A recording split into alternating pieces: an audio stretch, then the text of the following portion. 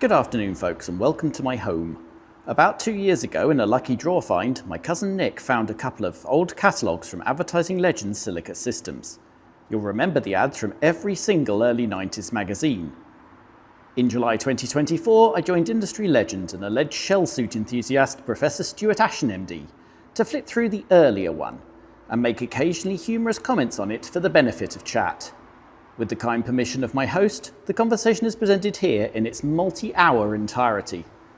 With apologies for the imperfect sound quality, please enjoy. Here we go. Please welcome to the stage the man of the hour, the man from Yesterzean called Dudley. It is, of course, Dudley of Yesterzean!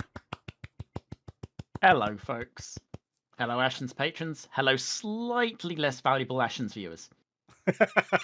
He knows the score, as well as a lot of Amiga prices, because that is, oh man, this is a tremendous thing we're going to be looking at this evening. Tremendous.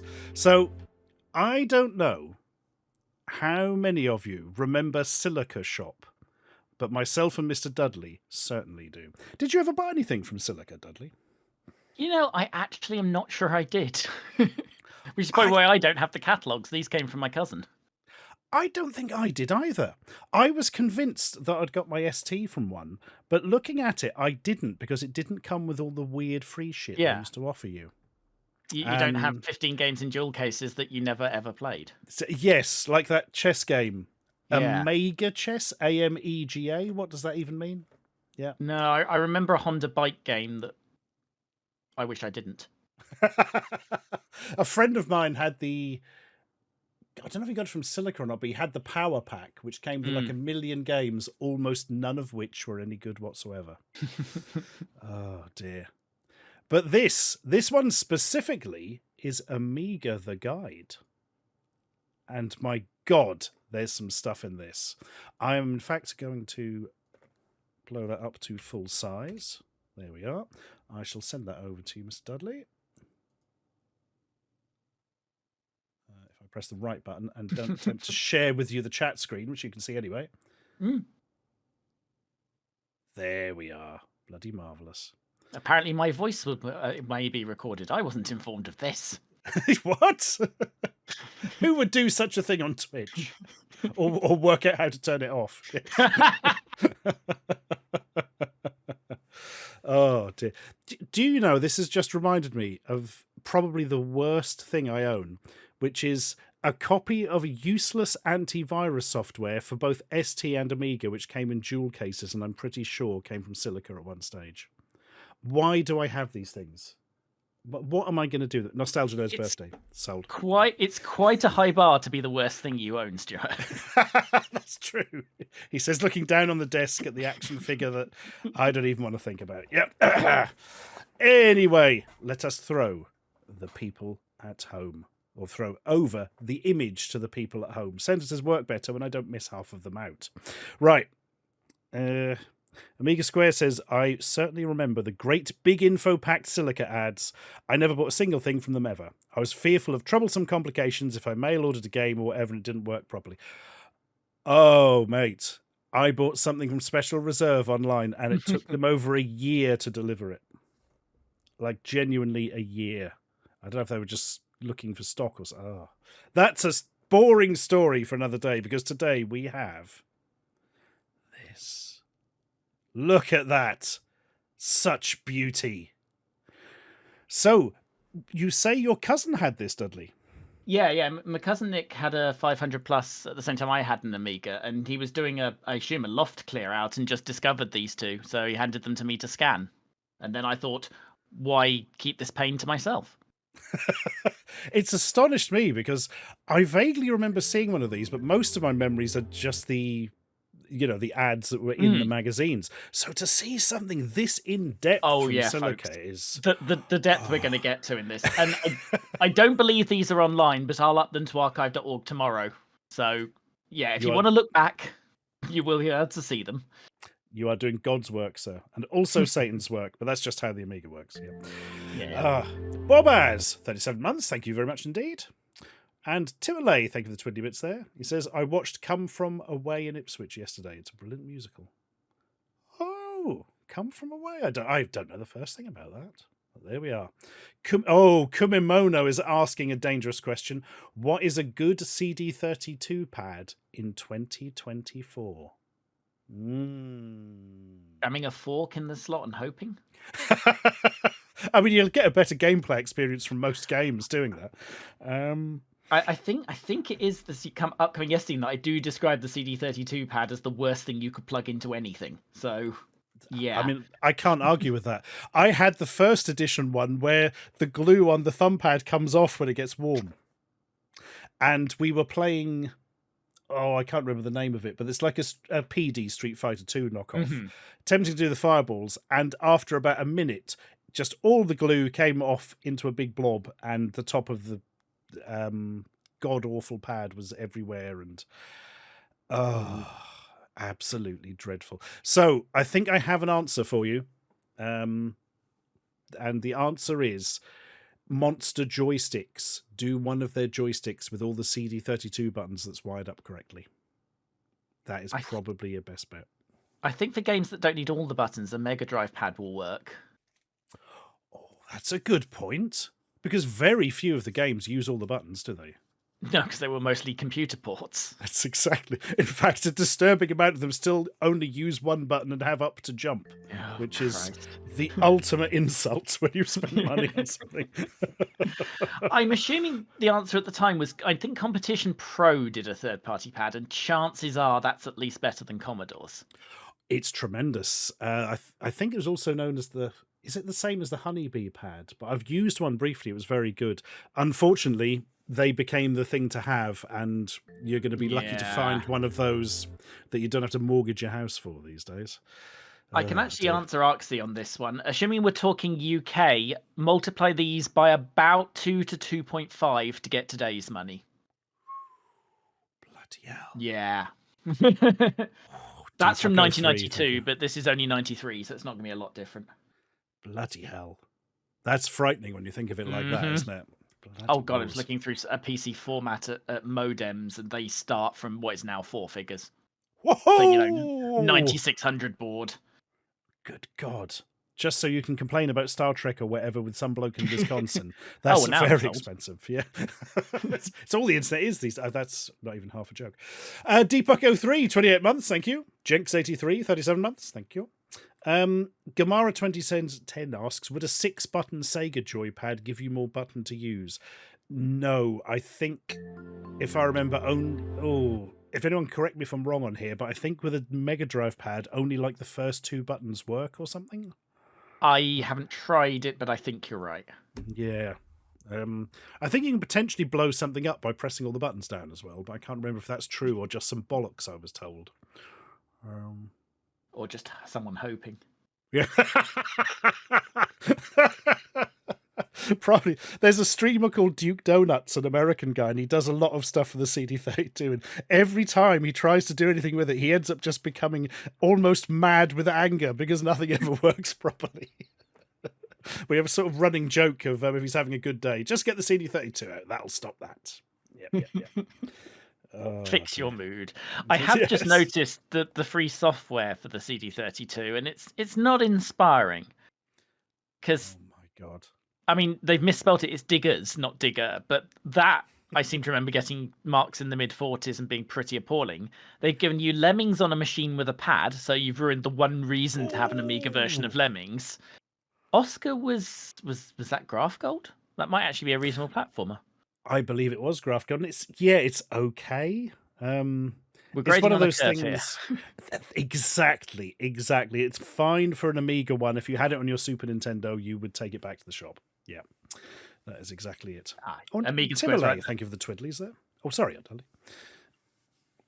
No, Amiga Square saying it was the B and C buttons on the Mega Drive pad. That is also true of the Sega Master System. So probably it's just the same protocol. Whatever. There we go.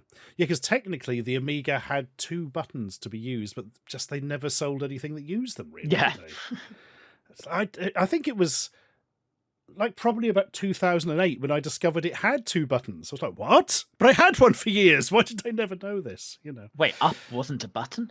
Yeah, it's the only button. It's accelerate. It's jump. It's life ruining. It's up. Yeah. Oh God.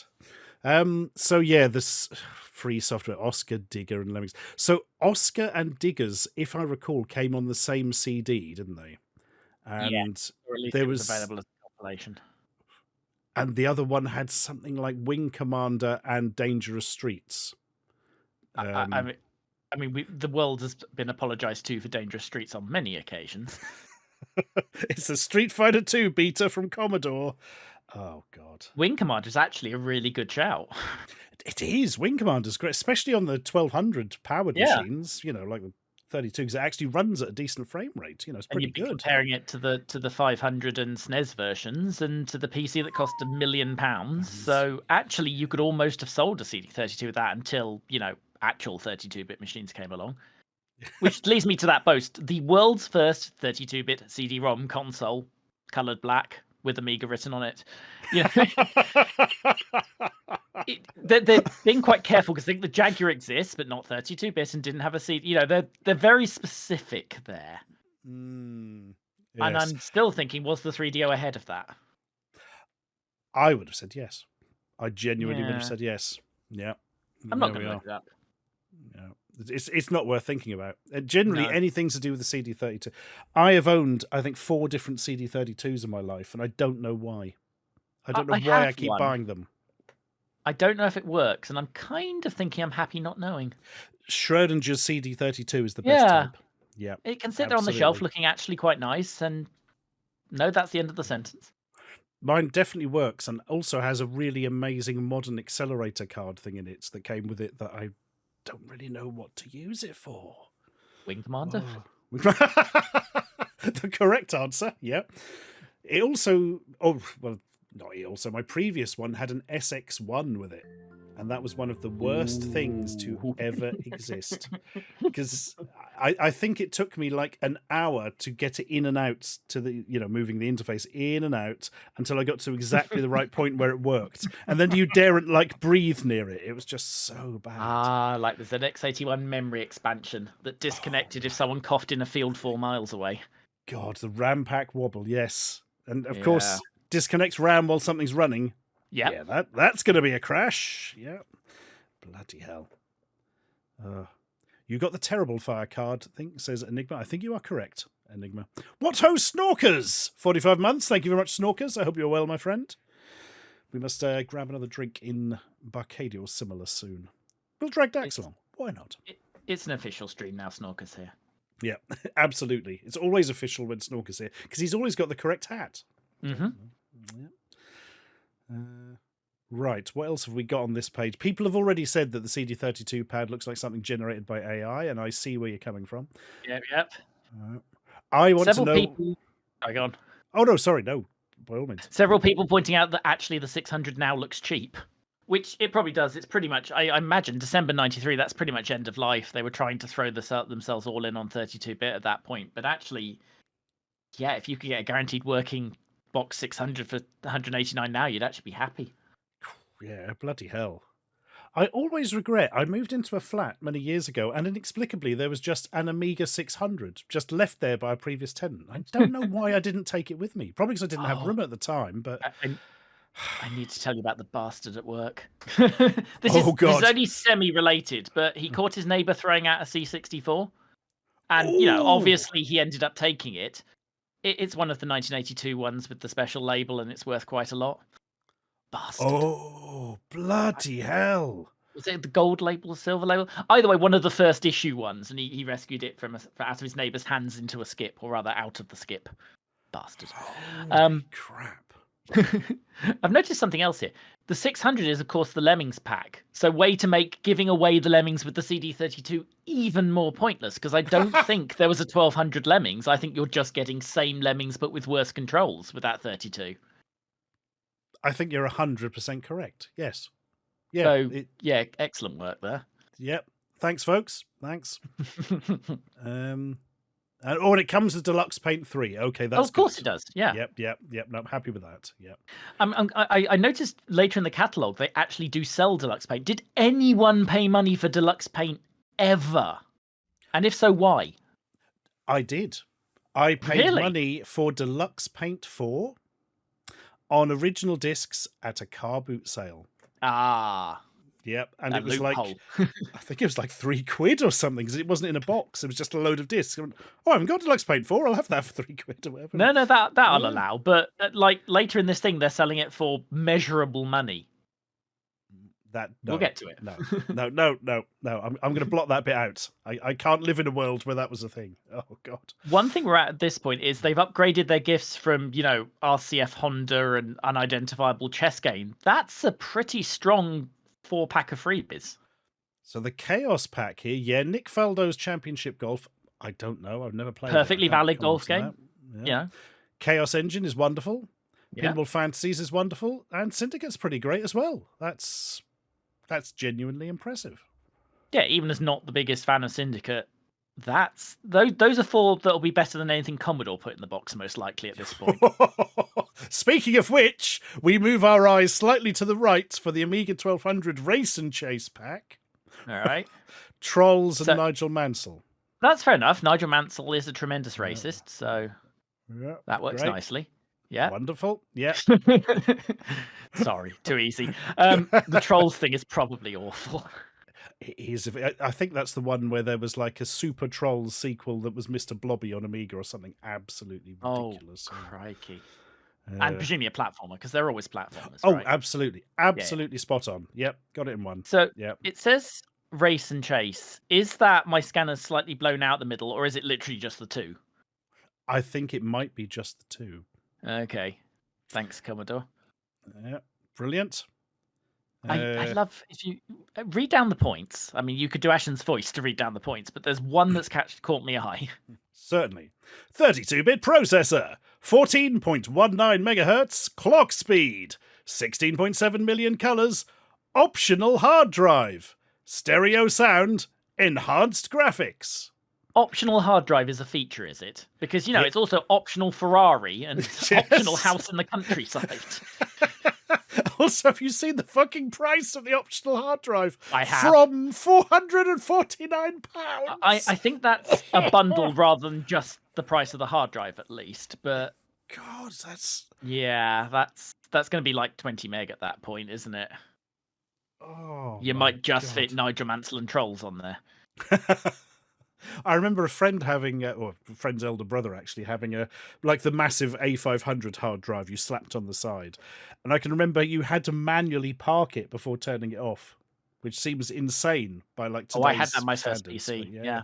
Yeah, you had to run HD set, otherwise if anyone breathed near the computer it would explode or something. So, that's it, lose There's a all defense your of data. Trolls going in the chat, and I would not wish to argue with Amiga Square at all. Yeah, apparently Trolls is good. Amiga Square is saying Trolls AGA is probably the best game Flair ever did. Bloody hell. Fair enough. I'm always thinking of the Mr. Blobby later one. That's probably why it's got negative in my mind. Yeah. One thing I do know, if I may get very briefly technical, that 14.19 clock speed, they're boasting about it, but that is actually underclocked from the base version of that processor Motorola offered. Thanks, guys. It was supposed to be 16. I forget why. Someone told me why they underclocked it. It wasn't the traditional reason is because you're buying chips that have failed the quality check. But if you underclock them a bit, they're okay. But apparently that wasn't what Commodore did, but I've forgotten what the real answer is, helpfully. But yeah, that is actually an underclocked chip. Probably it's just because it's double the 500's clock speed. That's probably it, isn't it? It's probably some weird inherent technical reason. Yeah. Bloody hell.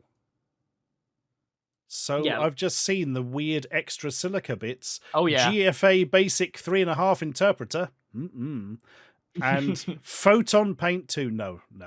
They tried. Deluxe Paint is too fancy for you. Exactly. For when Deluxe Paint is broken. That's the only time you would use it. I mean, I guess it's technically just paint. Yes. From what I remember, it was not that advanced. I mean, it was fine compared to I don't know, Neochrome on the ST or something, but compared to Deluxe Paint, it was nothing. Let's try and work this out, right? Because worth nearly 265 quid. And let's assume that by nearly they mean more than 260 here. So what's that? 30 for each game maybe at a stretch by that point in the Amiga's life. So Yeah, 25, 30, yeah. maybe 120 quid in games, which means somehow GFA Basic and Photon Paint are worth about 70 quid each, according to them. Photon Paint 2 is literally worth a tuppence, so I reckon GFA Basic for an official license is £200 or something absolutely ridiculous. I've got no idea. It says see pages 5 to 7. We'll probably find out. Good God.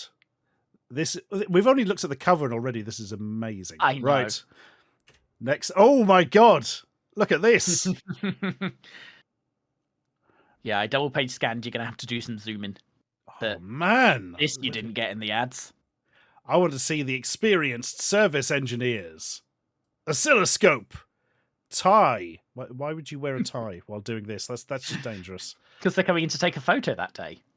Excellent point. Yep. Lots of little bits in tubs. Oh, that's the stuff. And somebody, I think, using Octamed there. It's coming up with music to experience your service engineer by. Yeah. Oh, dear. That's tremendous. TW says, is that just a picture of a school? They just stuck it in with a camera. Yeah. Packing and dispatching your order. Which apparently also requires the computer and printer facing the wrong way. Definitely. Yep. Demonstrations can be arranged. What, like if I don't want the poll tax, I can call Silica. They'll immediately come and clog up the local city hall. Yep, immediately. Oh, dear. Matty Husted says they aren't working Amigas. There's no Varta batteries leaking everywhere. Oh, God. I've got an Amiga. That's not a carpet. That's just battery acid. Just sinking in it. Yeah. Christ. I've got an Amiga 500 somewhere that I've got to give it to the Norwich Amiga group, see if they can pull any chips out of it and use it. But the Varta battery in it has indeed died at some stage. And the whole bottom half of the motherboard is just, oh, it's grotesque. It's just completely destroyed. And whatever was in the trapdoor. Awful. Awful. Selfridges, we are in the new basement area. Arena? Oh, arena! I don't know if that's worse. Arena? You have to fight them to the death to get yourself a hard drive upgrade. I might as well do the joke. I went in there. They were useless. Didn't have a single fridge. Yeah, I know. Hey. I was trying to just do something with self-ridges and cleans, and I've given up. That's terrible. That's much worse, so I apologise. Right. Helping you decide. We just moved into the basement doesn't inspire confidence. Yes. Yeah. Stay hydrated, boys, right? That is a nice way of reading that. Yes. We have just been thrown down into the basement. Yeah. Oh, God. Oh, they did price match. Should you find a better offer elsewhere before you make your purchase, Silica will price match any competitor who has the goods in stock on the same product, same price basis. Plus, we will still offer you a high quality after sales service. Sure. Okay. I can't imagine that anybody else had copies of Photon Paint 2 and GFA Basic, so that's probably their get out. I actually thought sometimes this was the reason they did those like single issue bundles, because no one will have the exact same thing in stock. That's it. Like they could probably beat them on an Amiga 600, but you don't get GFA Basic, so it's not technically the same product. And as we have already worked out, GFA Basic is worth at least £265 or something. Indeed. So, yeah. Perfect. So they had two of their own shops, Tottenham Court Road and Sidcup. Lovely. Two in the Debenhams, one in Keddies, which I'm not familiar with, and that one in Selfridges. Southend. Kim might know. Yeah. Keddy, that must have been like a local one or something. Yeah. One of the, I mean, they all merged into one and then all went bust, so it's probably Debenhams now, technically. I really don't understand why, if you had your own shop on Tottenham Court Road, you would then also be in a basement on Oxford Street. Yeah. Don't get that. That seems like a way to spend a lot of money unnecessarily. But well, I'm sure they knew what they were doing because they're still going strong today. I'm lying. They've been going for years. Oh, no, I don't look at the index. That's spoilers. No. Next. Why buy an Amiga? A question many were asking in December 1993. Yeah, absolutely. Good job Doom didn't exist, or Wolfenstein or anything. If you are going to buy a computer, the Amiga range from Commodore is worth a close look. Amigas are the UK's most popular home computers and are fully supported with a complete range of peripherals, accessories and software, and are certainly not about to be completely destroyed by PC compatibles. I'm assuming the UK's most popular home computer, so long as you count every make of PC as a different computer. By 93, you would have to. I think Yeah, you're right. Yes. Yep. Oh, God. Paul S. says, buy an Amiga and join an obnoxious nerd cult. You should see the ST owners. I mean, you couldn't, because there weren't enough of them. To be honest. But why won't Amiga owners die? Mr. Biffo investigates. Oh, Ballet Dude says Keddies wouldn't have business 3 years after this was published. Yeah. All that Silica money didn't help. Combined text and graphics. Wow. I know. For the first time ever, you can have writing and pictures together on the page together. New methods of communication require information to be understood. Yeah. As opposed to those old methods when nobody knew what the fuck was going on at any stage. I feel like we've regressed to that. Sentence, but yeah, these days that'd be nice if you go on your average web page on a mobile, wouldn't it? Oh dear. I like the picture of the squirrel. Just putting that out there. Photon Paint 2, it's the one with the squirrel. The recommended paint package. Yeah. By who? What? By somebody who's never seen deluxe paint? My God. Oh, this is interesting. From our maths earlier, does GFA Basic at £50 and Photon Paint 2 at 90 add up? It pretty much does, because it says 126 for the thing. So they're claiming more than 30 each for the games. And sure, why not? At original retail, maybe. Yeah. There's probably a $34.99 in there somewhere. Bloody hell. So Chaos Mag is that fun? I would like to know how much Deluxe Paint 3 was at the time. Then good news, you'll find out in about 30 pages. Perfect. And if it's in any way similar to £90, there is no reason for Photon Paint 2 to exist. Nope. In fact, if it's less than £200, there's no reason for it to exist. Oh, dear. Unique we actually get to see the software. Oh, sorry.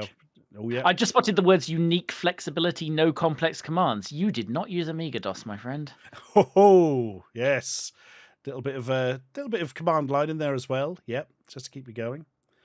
Oh, we got actual prices for the games. Yeah, there you go. Syndicate and Nick Fowler were apparently 35 quid. Yet the Chaos Engine, they were knocking down to 26. Weird. Don't remember Fancies being 30, but I'll take their word for it. Yep. Worth it. Do you know, it's weird, but this is spot on for me. Whenever I think of the Chaos Engine, I do think of barter of blag weird weapons. What?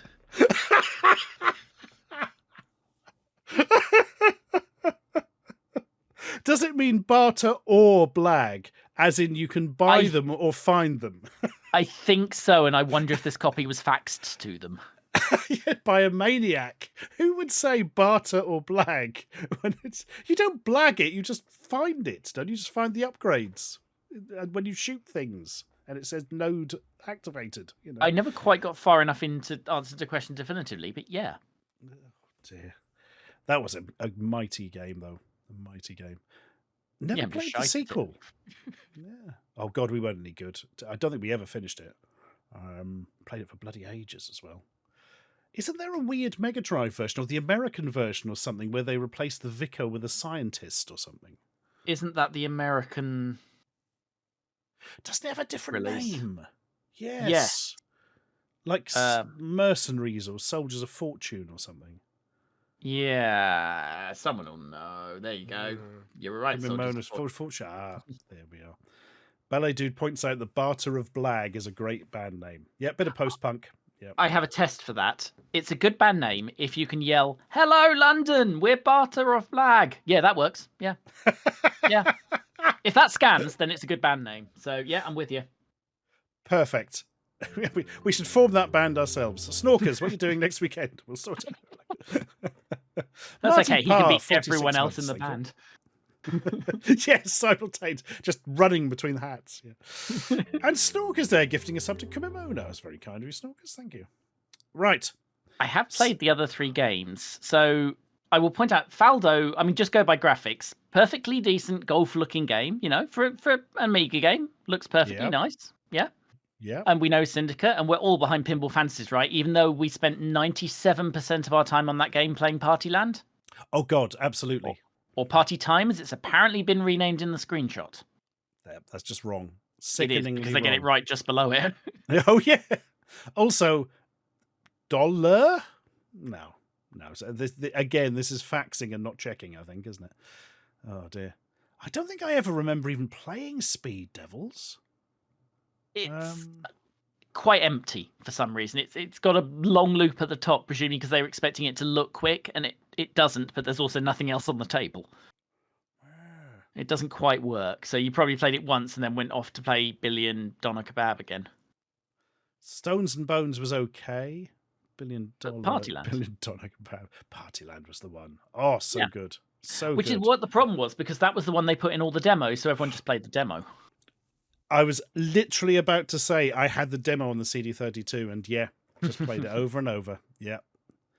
Syndicate was... I like Syndicate, but I don't know, I felt a bit overrated to me. Is that bad to say that? Will I get shot by the Amiga police now? I played it semi-recently and kind of felt the same way. Although the Amiga is a considerably better version than the Super Nintendo one, which they crammed onto either a half or 1 meg cartridge, and it's so cut down, and the video is actually hilarious. The Amiga version works, but I wasn't thrilled. Yeah, it was fun at the time. It's something I would not go back to. I couldn't stand the PC sequel, Syndicate Wars, was it? Yeah. Yeah, a friend loved that. It's never clicked for me. Never clicked. I see slanders happening in the chat. Oh, I've just seen that. Yes. Oh, evil. I put my entire Master System collection out on a shelf today. All 4 games. Yep. I definitely need some more at some point. Was there a Jaguar port of Syndicate? Asks Blind. There was. Interesting. Do I have it? No, that must be one of my brothers then. I've definitely seen it, so it's either me or him that has it, so it must be him.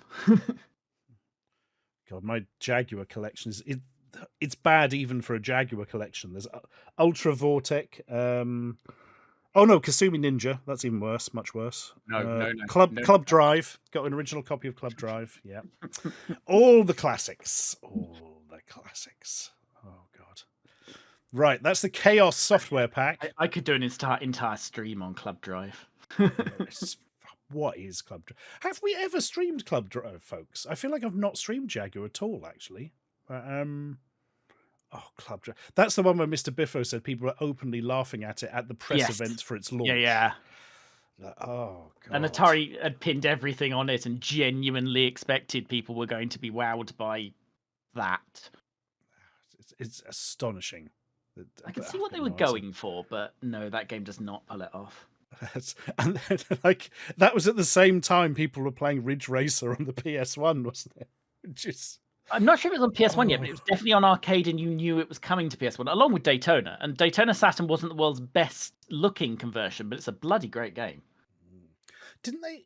And I was going to say, didn't they? They definitely do, actually, because I've still got copies. They did a second version of Daytona fixing it up a bit, didn't they? Yeah. Championship edition or something. Again, not to self-publicize, but this is also covered in the Estazine at the end of the month because it's on the Saturn. But yeah, Championship Circuit Edition looks a lot better. They kind of messed with the handling and shouldn't, so it's actually not as good a game. Oh, do you know? Not being a racing game fan, I don't think I ever played CCE. I played Daytona because it came with my Saturn. Yeah. But, No, CCE is 30 frames a second. It's a lot more solid. It looks like the game they should have done in the first place, but for some reason, someone decided they needed to mess about with it. And unfortunately, it has content you can only get in that and the Yiffy Dreamcast one. There's a couple of tracks that don't appear elsewhere. So it's kind of worth having, but the conclusion I come to and stand by is they shouldn't have called that one Daytona. They should have called, got a real road car license or something and called it Sega Porsche Challenge or something, and just changed the cars and not made it called Daytona. And actually, I think people would remember it a lot more fondly. That is probably a very sensible thing they should have done.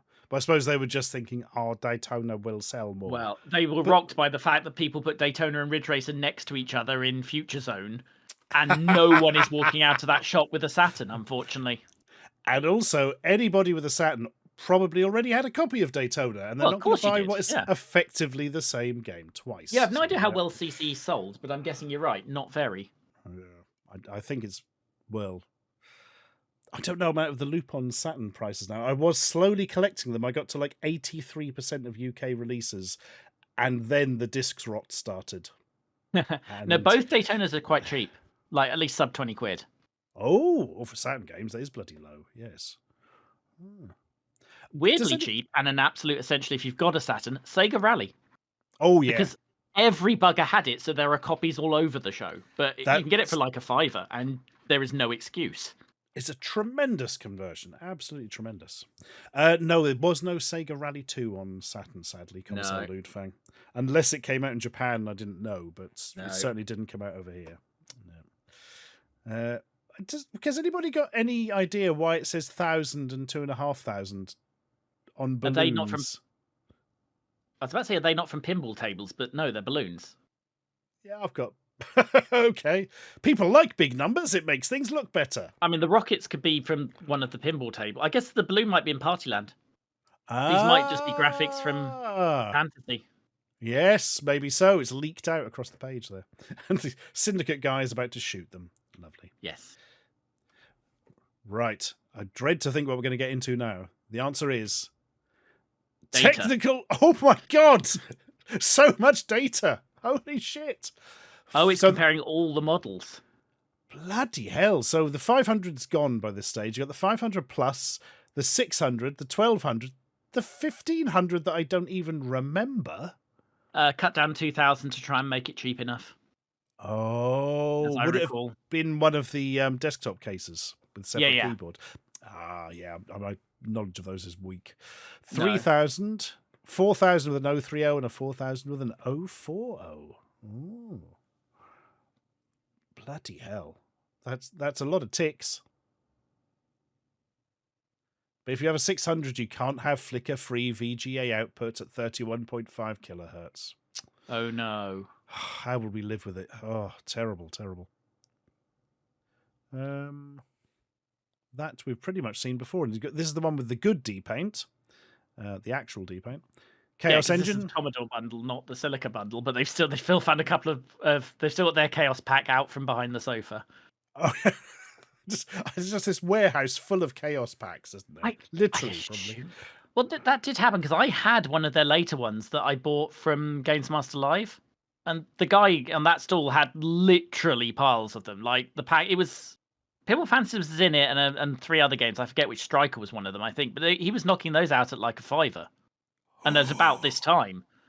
Yeah. I have always wondered if they sold them off at some stage, and there is the answer. Yeah. I mean, like, this is going from dull memory, but if he had 200 copies at the start of the day, I would not have been surprised. So obviously it's a bulk from something, probably Silica. Yeah, just selling them off for a bloody £5 for 4 games, whatever. Worth 260, etc. Yeah, yes, absolutely. Bloody hell. Right, let's go through our options quickly. New Amiga 600. I mean, I would hope so when you're buying an Amiga 600. I feel that's the minimum you would probably want. With updated Agnes and Denise chips. Yep, because everybody knew what that meant at the time. Yep, perfect. 1 megabyte or 2 megabyte RAM option. 1 megabyte 3.5-inch double-sided floppy drive. Oh. Mouse and PSU. PCM CIA 2 smart card slot. Okay, I mean, it's better than no slot, but pretty much all the PCM CIA stuff only worked on 1200 from what I remember. The next line sounds like a threat if you read the whole thing. If your Amiga fails, Commodore will send an engineer to your home or office within 4 working days. They won't fix it, they'll just break your legs and you shut up. Oh, dear. Wasn't it Wang Computers who did the... home visits for Amigas? I can't remember. I don't think I'd have known because 12-year-old me and also 43-year-old me would just hear Wang computers and be giggling for half an hour. Oh, yeah, that's why it sticks in my head. Absolutely. my friend's Amiga went wrong and he had an invoice with Wang written across the top, and it was the funniest thing in the world. Yes. Yes, well, yeah, Really Minty says he had to use them as well. Yeah. God. I need to track down what they sold because your mother's Wang is just a pre-built joke formula in some episode or other. Demonix4 says Wang had a floppy disk cleaning kit called Wang Kit. Oh, I really hope that's true. Oh, bloody hell. Apparently Martin in The Simpsons wears a Wang t-shirt at one point. Oh, wow. Great. Of course. Not just a UK company, then. Right. What's next? I don't know, because it won't move on. More 600s. There we are. Oh, my God. Ooh, all the packs. 600s. New Oh, packs, my everyone. God. Oh, strap in. What have we got? The Wild, the Weird, and the Wicked. See, here's another, because we all know Commodore made spectacularly awful decisions constantly at this point. But what they've done here is in their 600, they've bundled the best F1 game the Amiga ever had. And then with their 1200, they bundled a less good F1 game that looks worse. That is an excellent point. It's also Grand Prix, Crammond's one there, was vector-based, so you'd kind of want it for the 1200, wouldn't you? Yeah, it really run benefits better. from more power. Because it's 8 frames a second on 500 and probably double that on the 1200, and that makes a difference. Yeah, absolutely. So Bloody just Commodore. the level of decisions those idiots were constantly making.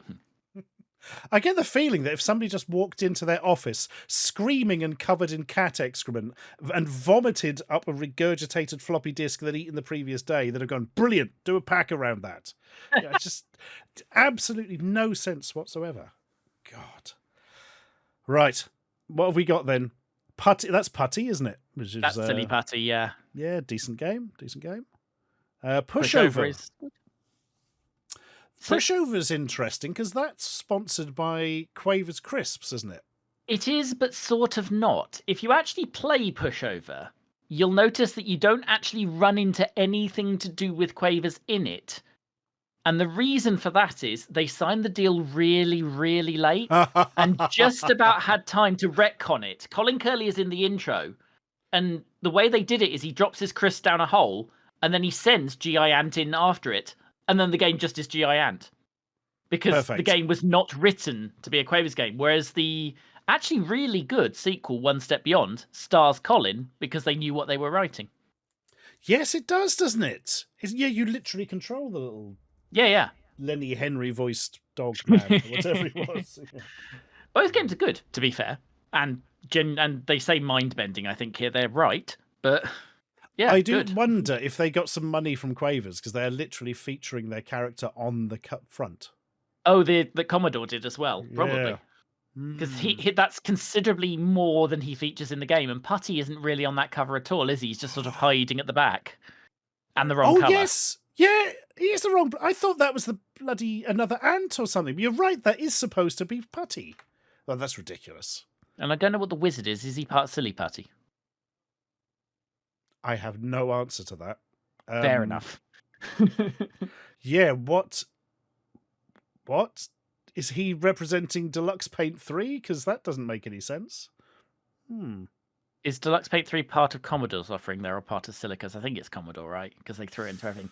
Also, you've got your answer to how much Deluxe Paint 3 was apparently worth. Oh!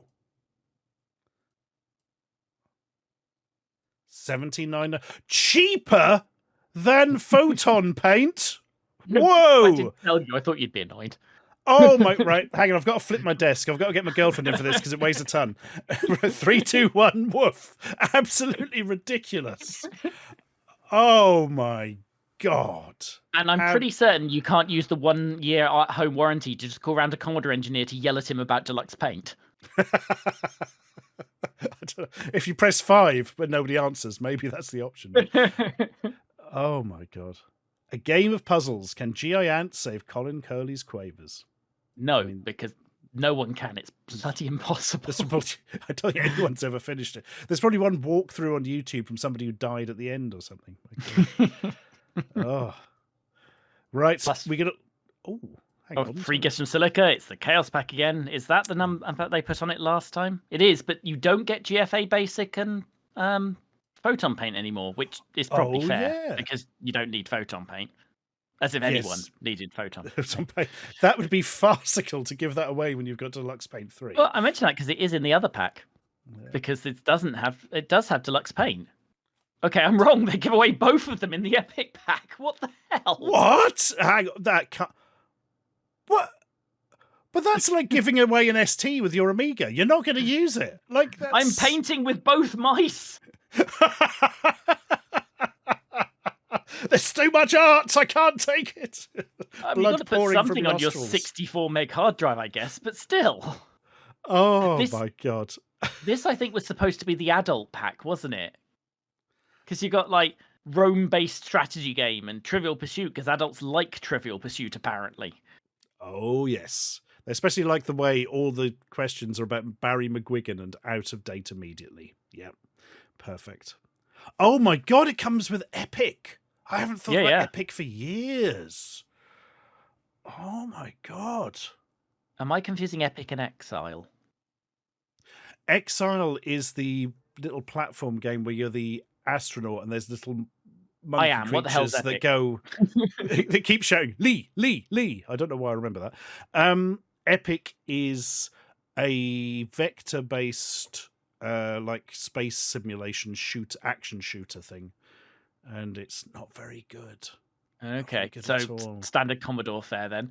I haven't heard of Roman Myth, but I think I can make a reasonable guess what that probably is like. Myth is astonishing. It's very interesting from a sort of technical point of view, but it's not really much fun to play. Weirdly, the Spectrum version of Myth, a completely different game, is far better than the Amiga one. Not something you say very often. Rome, I've got no bloody idea. It just looks like yet another strategy game. Yeah, I assume that's the we have SimCity at home or Populous at home or, you know. Yeah, I would be very surprised if that is not true. Just seeing what people in chat are saying here. Nobody seems to have played Rome, yeah. Amiga Square referenced it, but I think just because they didn't want it because they had, you know, good games. Yeah. God, actually, this is... I know it's got a hard drive, but that is a gigantic price difference between those two packs. When it is fundamentally still a 600. Oh my God. I assume that's what 64 meg of hard drive actually costs at this point. Enables Epic software to run at full potential. Ooh, you too. If I check, I bet Epic itself isn't hardware installable. I would be very surprised. Not Epic that particular Epic software. Yak Fleet's got us covered. Oh. I remember Rome. I remember it wasn't like Civ. It was more an RPG being a Roman simulator. Oh, interesting. That's actually made me more interested in it, to be fair. Certainly have less of those than I have SimCity and the like clones anyway. The only thing I can remember about Epic is it came with some sort of pain in the arse dongle, like Robocop 3, that you had to plug into your Amiga. You're supposed to plug into the computer, Stuart. Yeah. Oh. Now I know why I couldn't play Robocop 3. Okay, now I understand. But yeah, and of course you had to swap it every time because as soon as you have two of them. Oh, it's just ridiculous. And of course it was immediately knocked out by the pirates. I'm sure my friend had a pirated version of Epic and we played it like twice and was like, this is not good. This is not worth the dongle. Good. No. Shardot spotted the hard drive price. Apparently your 64 meg hard drive is worth 180 quid according to Silica. Although that is according to the people who need those numbers to be high to tell you what you've saved. Yes. 64 meg, 2.5 inch. Ooh, there are none of these big chunky boys. No one that actually fits inside it. Yeah. Tremendous. Oh my god. Oh, funny, you were right about the dongle because it was the same people as Robocop 3, thanks Amiga Square. Yeah, that makes sense. That makes sense. It spent a subjective eternity in development. It was hyped madly before release, I remember that. When it came out, you could complete it in an afternoon because of a fundamentally broken design structure and a cheat mode that was actually detailed in the manual. Oh my god. And which involved pressing but a single button to get all your health and weapons back. Was that button up?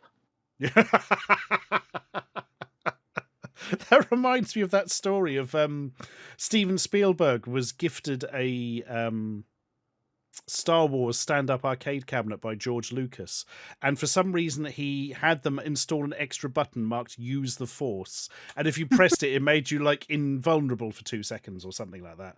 And for years, Steven Spielberg thought he was amazingly good at the game, or it was too easy or something. And it was like 10 years till he saw one in the wild. He's like, "Hang on, where's the "Use the Force" button?" Like, there isn't one. It's like, George, why did you fuck my game up? You know, I don't know why he did. But, oh dear. Ryogazuki says, I saw that Amiga pack on the left for 40 quid in Game Station once. I didn't buy it. You perhaps should have, Oh given my today's God. pricing.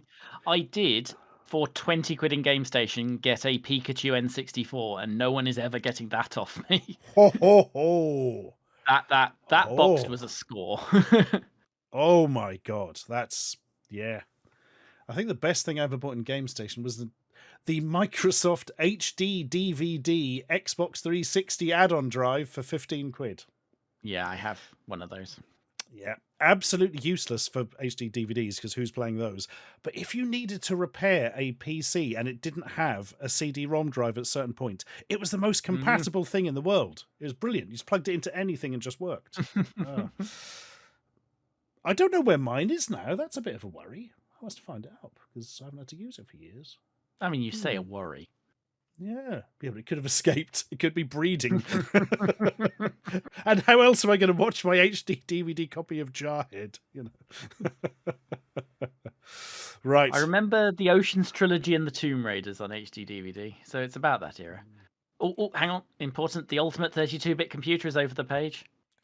So I assume they mean the Atari Falcon. Oh God, obviously. What?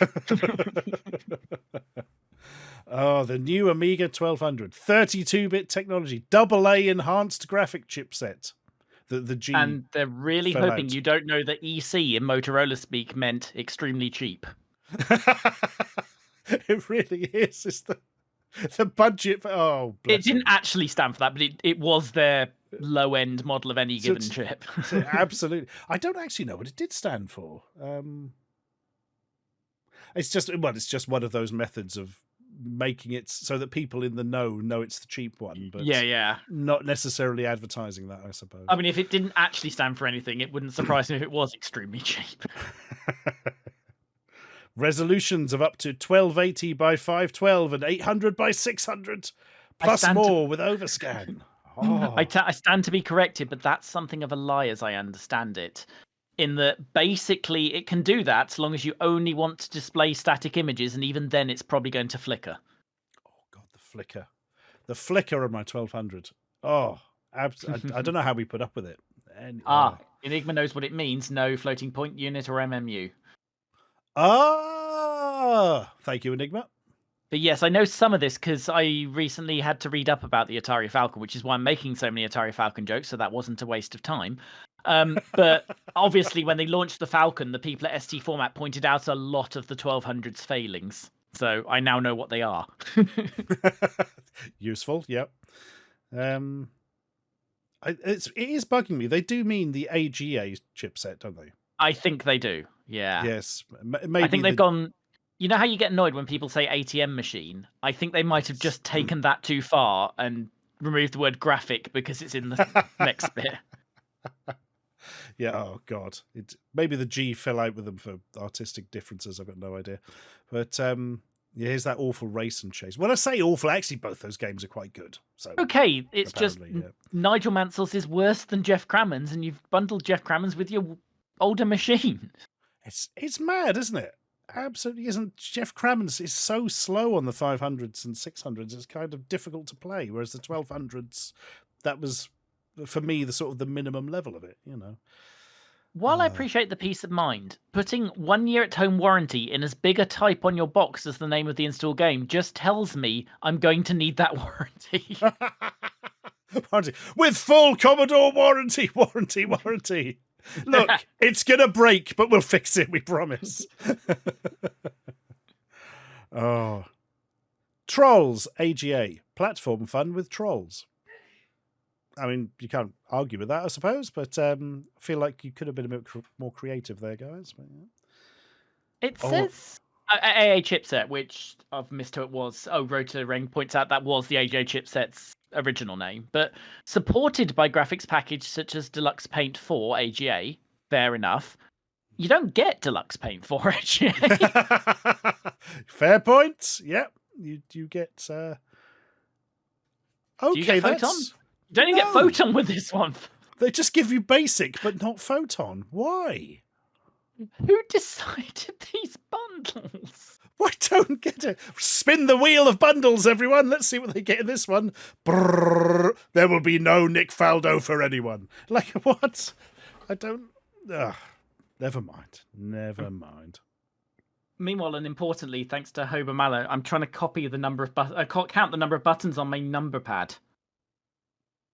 Wait, so that's 4. So that's 12, 13, 14, 15, 16. Yeah, I've got 17 as well. What's the 18th button on the numeric keypad? I can see there is an extra one because where I've got a double length plus key, it's only got one key. But what the heck is it? Oh, that's going to bug me. I just weirdly moved my head to the left as if expecting an Amiga 1200 to have just magically appeared by my desk. Strangely enough, that didn't happen. Let's have a look. I do not own a 1200. I've got a 500 and a 500 plus. I have a lovely 1200 that I got cheap because somebody dropped it and smashed the case and the internal drive out. I was going to put a GoTech in anyway. So, yeah. Absolutely. GoTech and a bit of super glue, and it's at least functional, presumably. It's a bit beyond superglue. It just has a corner missing. Okay. There are plenty of replacement cases for the buggers if you actually wanted to, of course. But if it works, meh. Vaguely tempted by that, actually. Mind you, then how would I fit the GoTech in? I suppose. Ooh, I'll have to have a think on that. The extra button is an asterisk by the looks of it. No, the asterisk on is my there. 17. Hang on. What's going on? There's no number lock, and instead, there is a number lock, but you have to press shift for it, and instead you've got open and close parentheses. Thank you, folks. Yeah. Oh, and everyone in chat has already said, well, I'm looking up a picture like a twit. Yeah. On the plus side, I can answer a question for you. We definitely both remember Quattro, right? Oh, God, yes. Absolutely. The I think it was Coca-Cola Company fruit-based drink. Yeah. Oh, I wish I knew what that tasted like now. But we'll never know. Although, apparently, Coca-Cola do sell a drink called Quattro in... I forget which market, something like the Philippines or something. But it's got nothing to do with Quattro, and it's like a grapefruit drink or something, and doesn't have 4 ingredients. So, what's the point? But the name. I know, exactly. Yes. This has 2 ingredients, so we're going to call it Quattro. I guess sugar, water, and 2 kinds of chemical would be 4 ingredients, but yep, still not on. No answer to that. I think we're going to start getting into the real deep stuff now, aren't we? Oh, we are. Weird expansions. Oh, not quite. Not quite. Okay. What we got? Come on, tell me. Here we go. Oh my God, more packs. The productivity pack. And then you can see your Amiga 1500.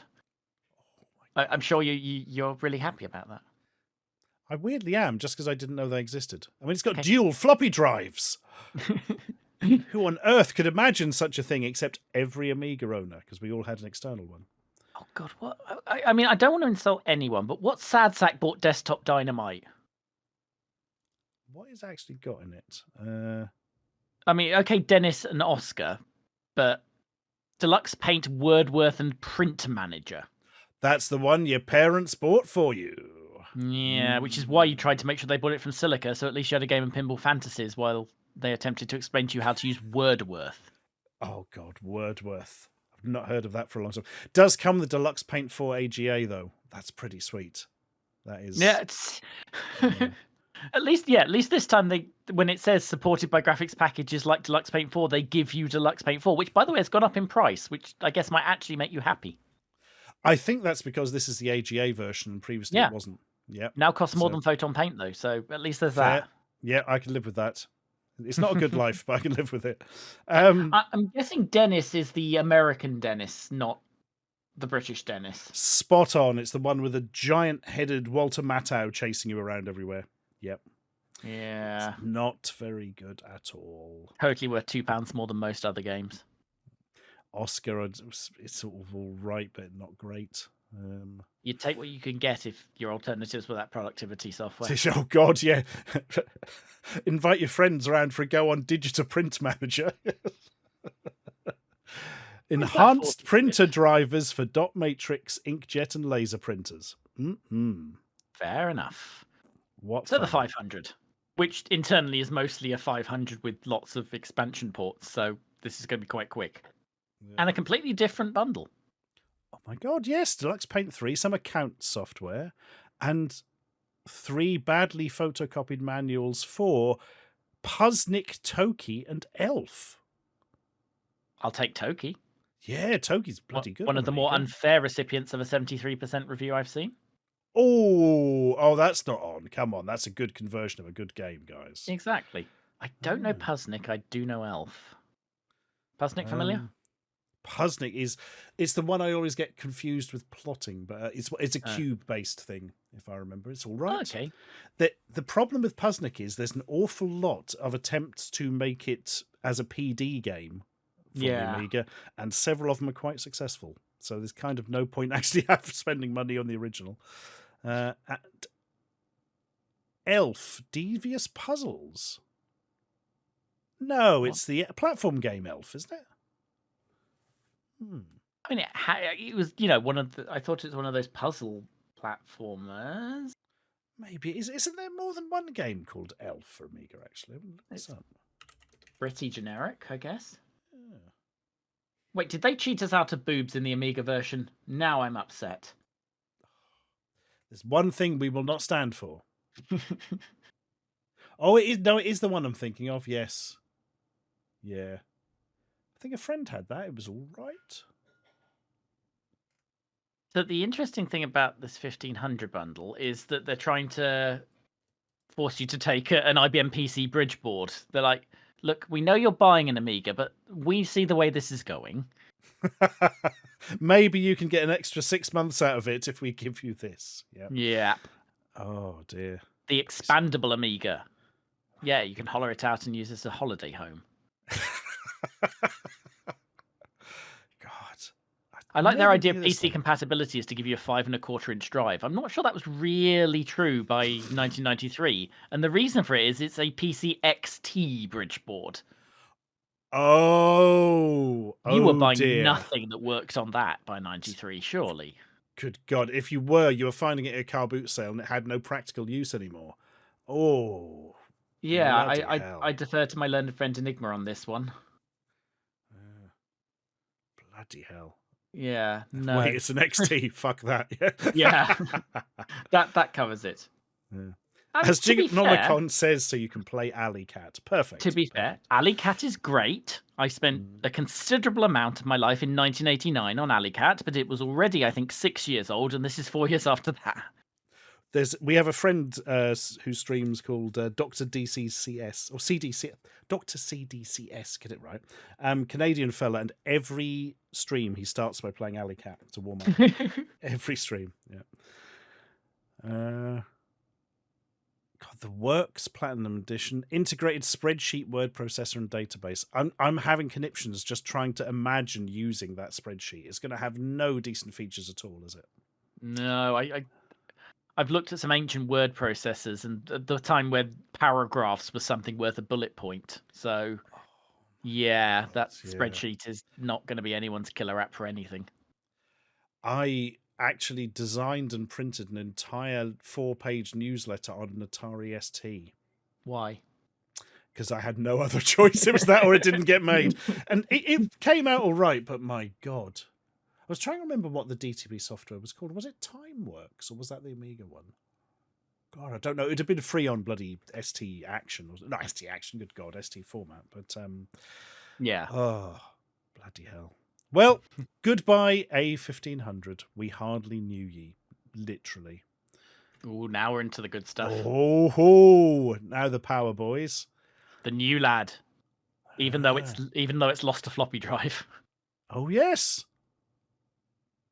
So, does anybody know? I imagine there's a fairly simple answer to this. If you were to play Jeff Cramman's Formula One on this, would it run faster than it did on an A1200? Surely it must. Should do, says Enigma. Good enough for me. Good enough for me. I know Papyrus's Indianapolis 500 can use a 4000, which is quite impressive given that's a game from 1989. Bloody hell. And it actually scales itself properly. It just increases the frame rate and actually is a much easier game to play because it's suddenly running at something like 50 frames. Bloody hell. At the time, that would have been genuinely impressive. Mm. You know? The game engine in F1 Grand Prix is scaled at seconds equals frames. Like if you get slowdown, time slows down. So it could run better on a 4000, but it would have to know about it. Otherwise, what it will do is run quickly. And you don't want that.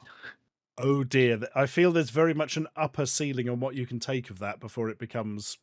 Yeah. Anyone who's tried to run some of the older PC racing games on anything remotely modern will know that. They become teleportation games into the nearest wall. Blip. Also, I have just noticed the price of the 040 pack in the bottom right there, and bloody hell. Oh, ho, ho, ho. Again, multiplied by about 2.25. Oh my God. So if you wanted the cheapest one, the 130 megabyte hard drive with 6 meg of RAM, that's like £3,600, maybe as much as $4,000 in today's money. To be fair to them on that, I remember this vividly. We bought a compact Presario PC around the time of this catalogue, which was a 486/25 and had 120 meg hard disk and 4 meg of RAM, and that was $1,600. So they're competitive with PCs. The problem is, why wouldn't you just buy the PC at that point? Well, absolutely. My God, you'd have to have some weird bit of a specific Amiga software you were using for business. You'd have to have a need, definitely. Yeah, that just doesn't sound likely, to be perfectly honest. Oh. And I guess 2 meg of RAM and an 80 meg hard drive on the 030 is still quite a machine for an Amiga, but it's expensive. It ain't gonna play Doom, is it? You know, these days probably. Actually, I don't know what I don't know what Amiga Doom's minimum sensible requirement is. Actually, I'll bet these days definitely. I'd be very surprised if not, actually, because basically Doom's on everything now, isn't it? Including like your calculator. No, there isn't a very nice Amiga Doom. It just requires some power, but probably that much power. Although it's an EC version of the 030 again, I notice. Safety Trousers has done some maths. $23.99 in 1984 is now $7,575. Do you mean 94, or is this slightly less bad? Yeah. Yeah, this is 1993, but not quite 1984. Yeah, I would make that about $6,000, which still, no. Yeah, that's still... Yeah, I think no just about sums it up, frankly. I actually have an answer for you. If they ask if Chaos packs were bundled with everything, how come no one's selling them on eBay? I think because it was literally just the game discs in a bag. I don't think it had its own special box, is my understanding. When I bought Games Master Live did, it was, in that case, it was an outer box that literally contained the 4 normal releases. So everyone would have thrown away the outer. So the ones you see on eBay might well have come from that pack, but you'd never know it. That's interesting. It could also be, given that they've shown us pictures of manuals, I bet those ones are discs in a bag job. Yeah, that's interesting. So sometimes with these bundles, you actually did get the proper boxes. Yeah, and I think it was just whether anyone could be bothered to debox them. But yeah, this was just a big rectangular outer box, so it was 2x2, if that makes sense. And yes, I'm with you. Had its own cover. Bloody hell. Right. So we've seen... Surely this must be the end of the computers now, and we'll be into the bizarre Well, we're out of things Amigas that existed, so... Oh, dear. Yeah. Oh, no! I flicked the page. It's going to be CD32, isn't it? Yep. Does anyone want an see of a CD32? Because apparently we're going to get one. Oh, look at this. S video output port for the American market. RF output to TV set for the British market at the time. Less good. Composite power switch. Oh my God. No more plugging it directly out of the wall to turn it off. Edge connector. That was the one they changed the tolerances on shortly before manufacturing that fucked up the SX1, wasn't it? Horrifying. Yeah, that'll be where it plugs in. Yeah, exactly that. I don't want to continue my usual thing of Sega Master System supremacy, so I will use the GX4000 here. The GX4000 has native SCART out. So does the Master System. Yep. You, 6 years later, are doing your fancy CD32 console, and you give it S-Video composite at best. Yeah. But hey, if I believe the Master System's output isn't RGB, is it? So it's actually just composite through SCART? No, the Master System 1 will do RGB SCART. Good God. The 2 That's will not. Amazing. It's the exact same lead as the Mega Drive one. Right, I'm going to plug my Master System in later because that's actually quite excited me. Yeah, grab a lead from the Mega Drive. I'm absolutely sure you have. Oh, yes, definitely. Oh, that's great. I'm bloody glad I bought a Master System 1 now and not a 2. Games controller and mouse ports. Keyboard serial port. Oh, hand controller. Yeah. I'd have called it a game controller, but okay. Headphone socket. Volume control, but only for the headphone socket. Reset button. And CD-ROM drive. Ooh. Did they write 32-bit on that just because the Mega Drive had already done this? Yes. I would put money on easy. that. Yeah, absolutely. Absolutely. Deacon Theed says at least Amiga CD32s are slightly less likely to literally explode and burn your house down than GX4000s were, though. So you know why that was, though? I why was the GX4000s? I was just going to say Amstrad, but you've probably got a bit more information. You are right, but the detail is that the power supply that they supplied with a lot of GX4000s, possibly all of them, basically kills the console. It oversupplies it. So you basically melt your GX4000 using the power supply that came with it. I have behind me on the shelf, he says, craning his neck round in a way that his neck is now too old to accommodate, a boxed GX4000, brand new. Oh, very nice. And don't use the power supply. There are literally stickers on it that say, like big ones stuck over the sides of it, which say, do not unplug or do something. I can't remember what it says. Damn it, I can't see it from here, but something specific that you shouldn't do with the power supply because you will destroy the unit. And they've had to put massive safety stickers over it. I, of course, bought a third-party one because only a madman would use one of Amstrad's power supplies. I have an entirely functional GX4000, but both the pad and the PSU that get used with it are third-party. Oh, God, I've only got the original pad. And guess what? The only game I've got is... Well, the same game everyone had. You have Burning Rubber. Exactly. Well done.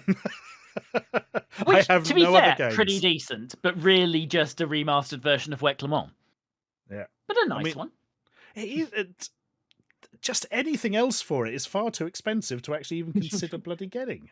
I'm lucky in that when I got it from a dear friend, I inherited 3 other games, but I have bought a flash cart. It's very easy to get a cheap flash cart for them. I was not aware of that. Holy shit. Quickly, to the note-taking thing. If you remember, ask me again and I'll dig through my eBay history. But someone in France makes them. It's about 25 quid. But it's got all the games already on it. And you actually select them by dip switches, which is lovely. Oh my God, I've got an old Vextrex multi-cart like that. Yeah. Oh, beautiful. It's a lovely thing. Because you're never going to buy GX4000 carts now because, yes, I've seen the prices too. So, yeah, that's the way to do it. I haven't looked for probably 4 or 5 years, and they were madly expensive then. So I dread to think what they are now. It's probably like £1 million for Switchblade or something. You know. Oh.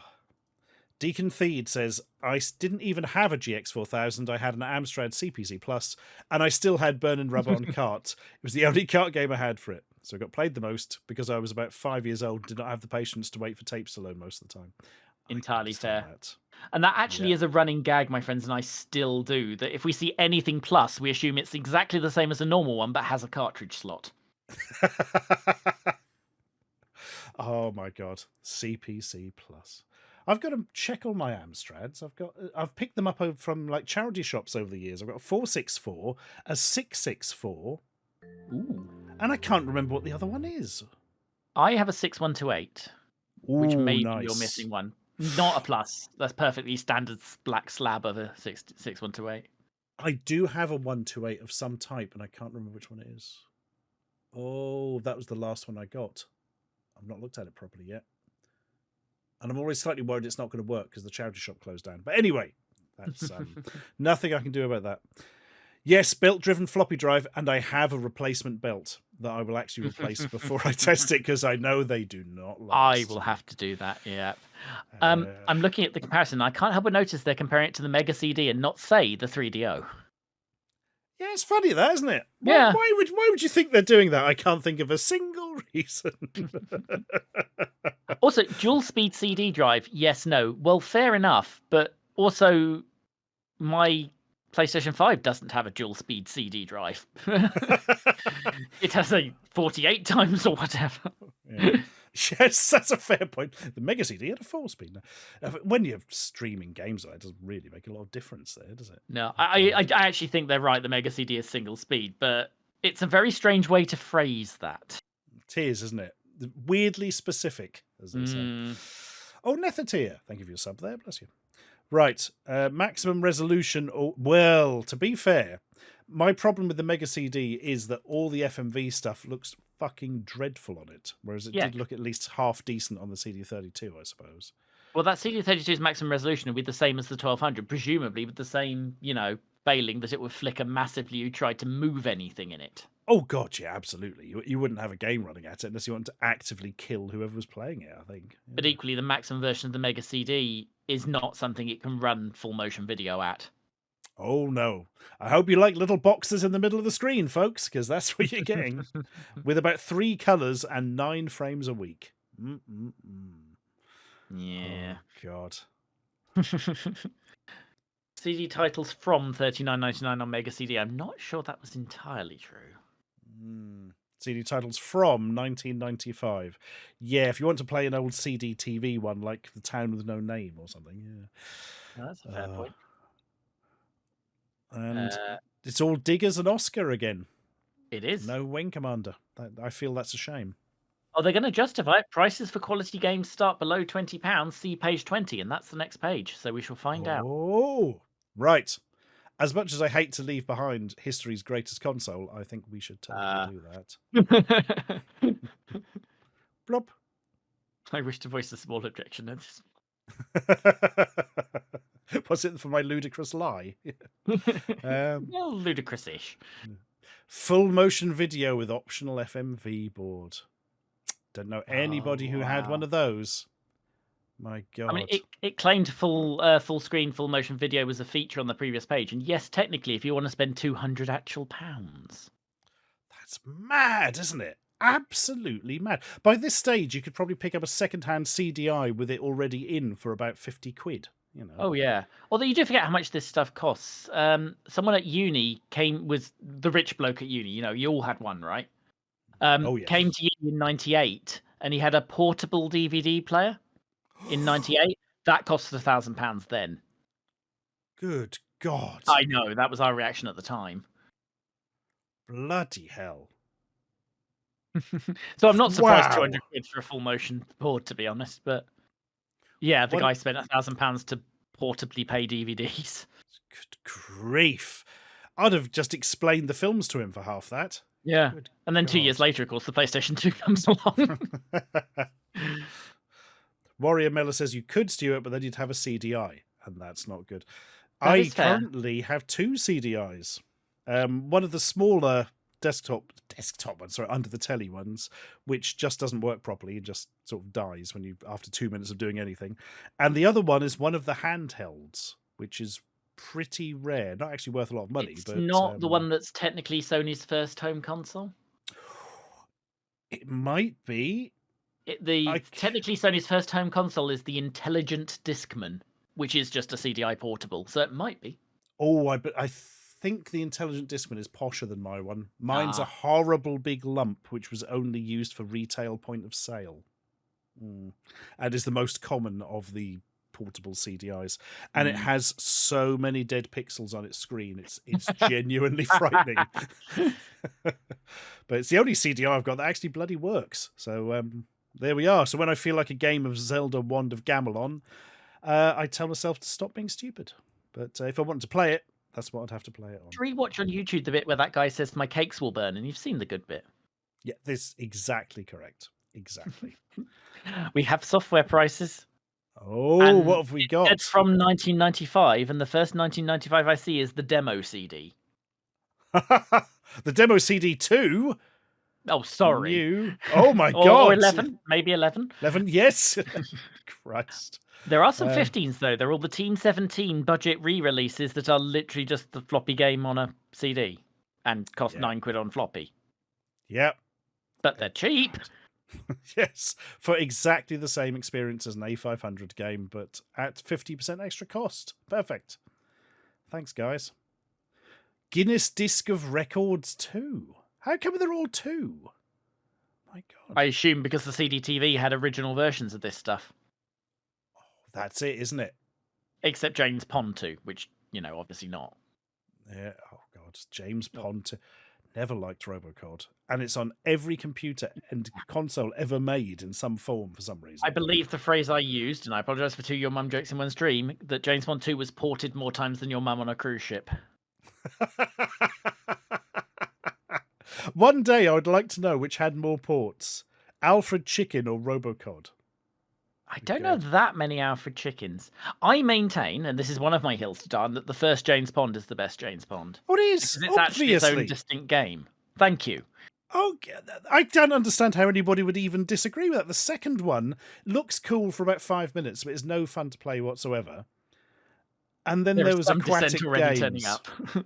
Aquatic Games, yeah, and Operation Starfish is the third one that someone's asking about. Oh my God. I remember that being just poor, frankly. I do not like I've never understood why anybody could have fun with Robocod. No. You, me, and Bloggo, basically. That's the list of people who believe this. No, not into it. So I would distract people by pointing out they're not prepared to commit to a price for Rise of the Robots. Which is probably wise. Oh, yep. To be asked, and they never could be. Yeah. Oh, God. Super Ancient Dino B says, I once caused a bomb scare in Manchester Airport. Went abroad and 9-year-old me had it suitcase on the way there and put it in his carry on the way back. According to my mother, I shut down Manchester Airport for 45 minutes. I don't remember anything. I thought that was going to lead into a CD32 at some point. Yeah, or possibly a GX4000 that was in the process of exploding. But no, it's a portable DVD player. Fair enough. Ah, that makes sense. These days, they wouldn't let you put that on hold because it had a lithium battery. Oh, God, that's true, isn't it? That shut down Manchester Airport for 45 minutes doing it that way. Yeah.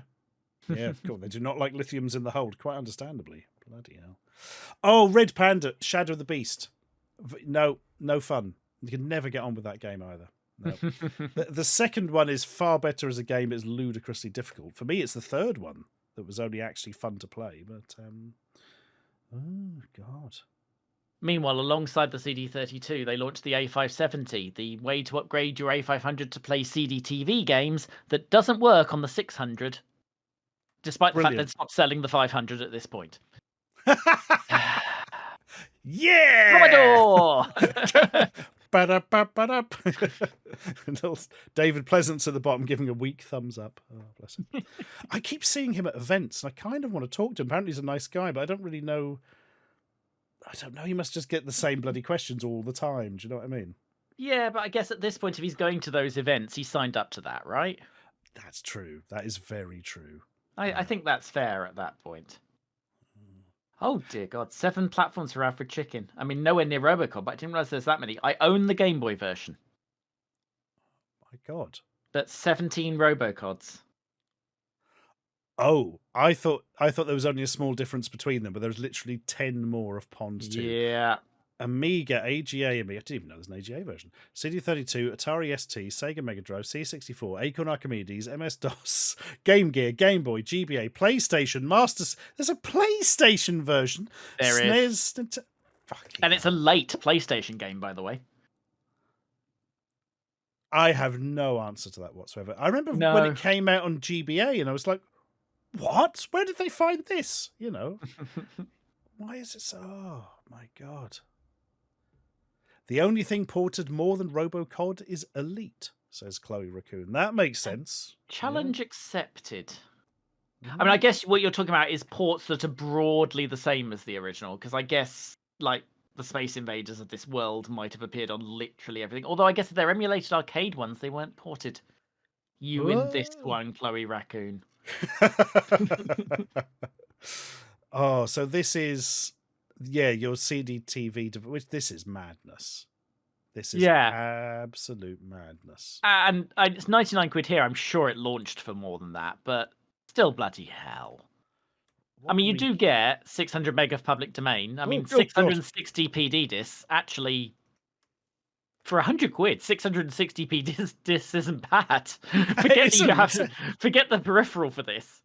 And actually, of course, finish the PD. Yeah. Go on. Oh no, sorry, no. I was just going to say, and Fred Fish was like a pretty good guy for putting stuff together as well. Yeah, he had a bit more.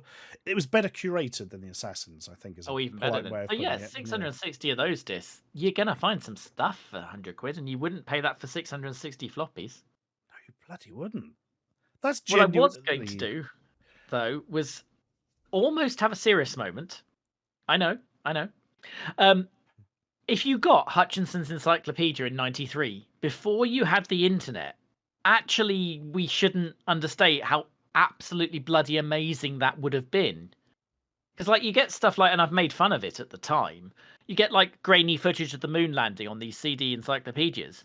But that wouldn't have been shown on TV all the time, and you certainly couldn't go online. That might have been how you saw that.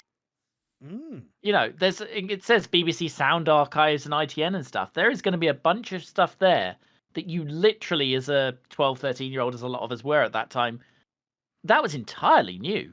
This is stuff you would not have been able to find out in video and picture form. So, actually, I'm not going to make fun of encyclopedias. I had the Cromptons one, but yeah.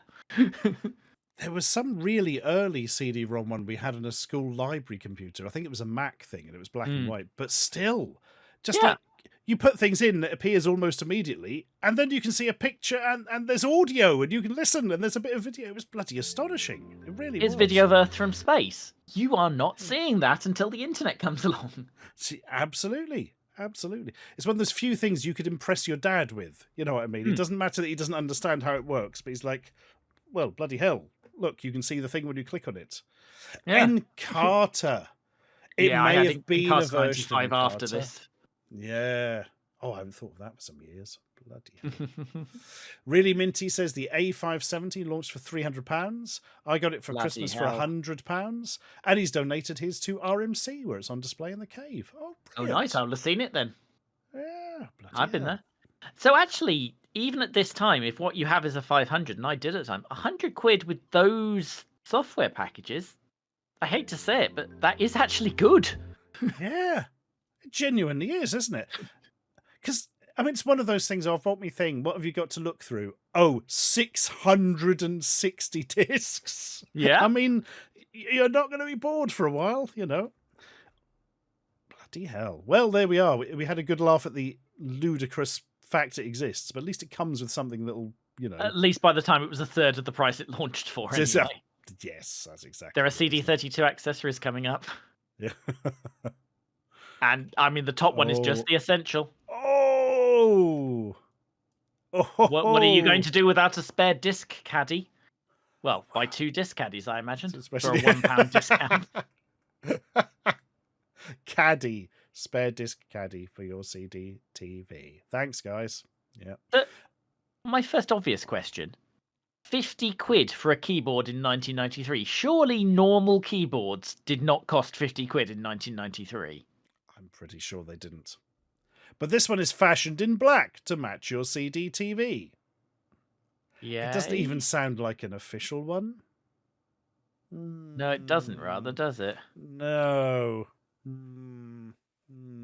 And I would comment more on that if I hadn't noticed the price of the memory cards. Sweet goggly Jesus on a tricycle. What on earth? Yeah. Whoa. Fucking hell. The And SCART like, card is 30 quid. we're a Bloody year hell. from PlayStation that had, I think they were 1 megabyte, so 4 times that size memory cards that were a tenner. And that's with Sony tax, you know. So, yeah, that's Good deep. God. The trackball control also that's a device. Of pure evil. That exists. Yeah, what were you supposed to use that for? I think you put it on the side, look at it occasionally, and go, thank God I'm not having to use that. It's the only thing I think of, because that's absolutely grotesque. And I hadn't seen until really recently, until the Games Festival in Norwich this year, I had never seen an actual CD TV joypad. They're quite good. I couldn't believe it. I was expecting like a CD32 thing, but no, the CD TV one was actually decent. Wonder if you can use it on a CD32. That's a good question. I don't know how many buttons it had, to be fair. I can't help but notice Yeah. there is also more software for the CD-TV than CD32, and they've gone to the trouble of highlighting the compatible stuff. Yes. Which criminally doesn't include Sherlock Holmes Consulting Detective. Well, I'm not interested now. No, it's not doing the job. Oh my God, hang on. There's something called Moving Gives Me Stomach Ache. Wait, what? What? Oh, and it's compatible. Bloody hell. Again, making a note of this one. Yeah. You know what that's going to be? That's going to be a Life is Strange style indie darling, but in 1993, isn't it? That might be quite the discovery. Bloody hell. Moving gives me stomach ache. Bloody hell. And of course, Sherlock Holmes, but no one recognizing the stomach ache in the chat. Yeah, that's bizarre. Bloody hell. Oh, Andy C has pointed out PlayStation memory cards were damn lies. They were 1 megabit, so actually only 128k. You're bloody right as well. Yes, that's still 115 quid worth you're getting there. So, yes, absolutely. Paper Bag Princess, contemporary tale that teaches sexual equality for 6+ years. What is this stuff I've never heard of? This is fascinating. I'm going to need to look for some of this. My God. I bet I'm going to what I need to do is find a magazine that reviewed it to give me an excuse, don't I? Ah, perfect. Yes. Excellent. Okay. So you have to choose, of course, between... We found Sherlock Holmes Consulting Detective. It's yeah, all right, but not compatible. Oh, of course. Yes. You have to use your CD32 for that one. No, this is why the CD-TV didn't one. tell. Yeah. Yeah. Wrath of the Demon. Stamps of France. Very specifically. Fucking hell. Imagine getting that for Christmas. I wanted Chaos Engine, but I got Stamps of France. Lee Carvalho's putting challenge be damned. My God. Stamps of... Oh my God. This is gold for future bollocks to look at, I think. Absolutely amazing. I don't think anything's going to beat Moving Gives Me Stomach. Oh my God, I have a copy of Case of the Curious Condor, but weirdly, it's one somebody has burnt off themselves and printed an inlay for. Sure. Because that's worth it. I don't even know what the game's like. It doesn't look great, to be honest with you. You shock me. You mean a point and click on the Amiga that isn't brilliant? No. Oh, to heck with you. Right, we're gonna throw this away now because it's got Global Chaos, and I'm pretty sure that's from the same people who made Top Banana. Let's just edge quietly away to the safety of the fact that you couldn't use the CD thing and the accelerator hard drive and RAM board at the same time, presumably, which sort of makes the CD one a lot less useful. Does it have a pass-through? Doesn't say. I don't think it does. I think they'd be making a big song and dance if it did. Well, they're too busy talking about the performance and reliability. Whereas how much does it make of its warranty? When it inevitably breaks, don't worry, we'll be there. We'll be there. Yes, we won't fix it. We'll break your legs. Yeah. Optional maths coprocessor speeds up maths intensive operations, e.g., spreadsheet and ray tracing. Okay. I want to end the classic turbo switch or slow down switch. Yep. Great Valley products, turbo off, turbo on. Literally that. Yep. Bloody hell. Well, it's a genuine switch, I guess. Apparently, the Global Chaos actually has Top Banana on it as part of it. Oh, there is no help. I mean, let's be honest. If you were going for an accelerator, you would want something that goes in the trapdoor, wouldn't you? Surely. Yeah. It'd be mad. Did the not 600 to. have one? Well, the 500. Oh. The 500 didn't, and the 500 Plus did. I forget. I don't know if the 600 did or not. That is a good question, actually. But yeah, that 1200 one's a lot smaller and usefuler. Yeah. Although I A600 noticed does have a trapdoor, apparently. It's still an EC processor because we're committed to this now. Yep. But you can spend 129 quid on the processor they didn't give you. Only the finest, cheapest microchips. I once again yell Commodore. Yeah, you are again correct. Yeah, we have very quietly transferred ourselves into the deep lore section of this catalogue, though. So we really have, haven't we? It's getting. I'm very interested to see what comes up on the next page. Really Minty says the A600 did have a slot, but it wasn't accelerator capable. Commodore. Yeah, RAM only, says Andy C. Good God. Oh dear. But there was some weird 020 accelerator for the 600 that clipped on top of the 68,000 CPU. Oh my God. Oh wow. Oh. No, that Red Panda, you're thinking of Amstrad. Amiga was a brand name of Commodore, basically. Right. I don't know how much deeper this can go, but we're about to find out. All the accelerators. Ho-ho. Is that... Oh, for the 1500 and 2000. So they've got a desktop amount of space to play with, which is why that looks like, and I believe the colloquial term is chonky boy. Yeah, I was looking at it and going, how the fuck does that fit in the slapshot? Oh, the trapdoor, of course it doesn't. You're absolutely right. It's for the the desktop boys. 4 megabyte RAM upgrades. Back in the day, they were literally just some chips stuck to a thing haphazardly. These days, they just have a heatsink. Disk mount. Good God. 50 megahertz. Bloody hell. It's odd how the 040 is a lower megahertz rating than the 030. Yes. Don't And really more expensive. understand. I don't know if it is. I mean, it did used to be the case that a new generation would be a lot quicker for its own megahertz, but still, that. I noticed they don't give like an actual. What's in that increase the speed of your Amiga by 34 times thing? Yeah. Do they justify themselves? You get double the MIPS from the 040 apparently. Yeah. Okay. Yeah, it's yeah, okay. But probably a lot better per whatever the terms. Per clock. That'll do. Thank you, Rich Davison. The girl with the Welsh computer does concur on that one. Yeah. Can't compare by clock speed much further. If you used to be a thing. Yeah, like you go to 386, 486 for the same clock speed, they were much quicker, and it's kind of not true these days because they're all sort of the same thing, aren't they? That is entirely true. That is absolutely true. Yeah, 286, 386. You're lucky to get 10% in a generation these days. Yeah.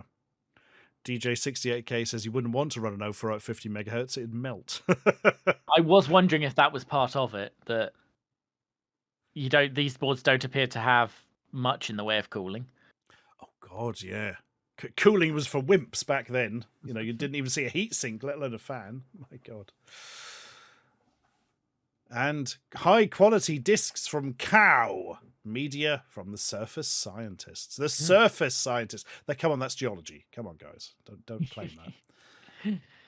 For use with all Amigas. Now, that actually isn't true, because didn't the very first 1000s have a single-sided drive? Or is that the STs? The STs definitely did. I don't know Okay, about the all right. Amigas. I Yeah. apologise, Ghost of Cow. I'm assuming they're dead. Oh, definitely. Absolutely. Probably choked on their own discs. Well, possibly, because you need to note they are the world's largest manufacturer of discs, not the manufacturer of the world's largest discs, which is a very different thing and probably doesn't work with your Amiga. I've never heard of cow discs, and apparently they're No. the world's largest manufacturer. So, okay. No, it's not a logo I recognise, and I was around the Amiga in 92, 93, 94, so they weren't the world's largest manufacturer of my disc. Yeah, exactly the same here. Good God. Bloody. Do you know, now I'm thinking, if I remember, the very first STs not only had a single-sided drive, but it was single density, not even double density. Can anyone confirm that? Or I have a That's quick horribly maths, misremembered. 180k. Yeah. I could Crikey, be hideously wrong on that. You can get that on a micro drive. Yeah. Yes! Bloody hell. That reminds me, I've got some micro drives I need to look through, but the problem is I have to work out how to use the QL to do so. So, yeah. No one has heard of Cow. Nope. The unknown cow. Maybe they manufactured things for other and were rebadged or something. Presumably. Yeah, well, yeah, I guess world's largest manufacturer of doesn't mean they put their name on any of them. Yeah, that's fair. Yeah. In fact, those unbranded discs in packs of 50 probably are, in fact, just cow discs again. Can we just have a zoom in on the classic lockable disc thing? I've got so many of these in the office, full of old discs, and there isn't a single one of the bastards which isn't cracked somewhere. Probably. For my work's Christmas thing, because we were all working from home still, they did a scavenger hunt, and one of the items they put in as a joke because they didn't think you'd find one was a floppy disk. So I walked back into the webcam holding 160 of them. And then tried to claim I should get the points 160 times. I like that. If ever they've asked the wrong question, that's tremendous. I know. They should have known. They know me. But certainly there were some faces on that webcam. Like, which of these do you want, you know? Yeah. Look, we've got disc 2 of Nicky Boom here. Is this good enough? Yes. I have a cover disc from the one in its Maverick era. I'm very sorry. Oh, God. That's straight to HR, that's that on the one. front of the box. Physically shaking there. Oh. So these were the decent disc boxes that nobody ever bought because they were too expensive. God, no. Yeah. No, although by this stage, only 4 pence more, apparently. Wow. Do they hold the same? Oh, those are for 5 1/4-inch discs, though. Oh, well, that's no good. Oh, but look, there is still one here. 83.5, yeah. And it's the same price. Good God. And its recommended retail price is apparently lower, but you don't get 2 keys. Oh, that's the problem. Lose your key. That's it. You certainly can't just put in a literally unbent paperclip and it'll undo the lock. No, that's unheard of. Yeah. As someone who isn't entirely sure where the keys for said boxes are, I may be trying that at some point. It works. Genuinely works. Yeah. Or at least on those ones. Yeah.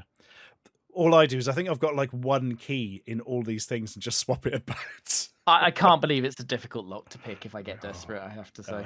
It's really not. My God.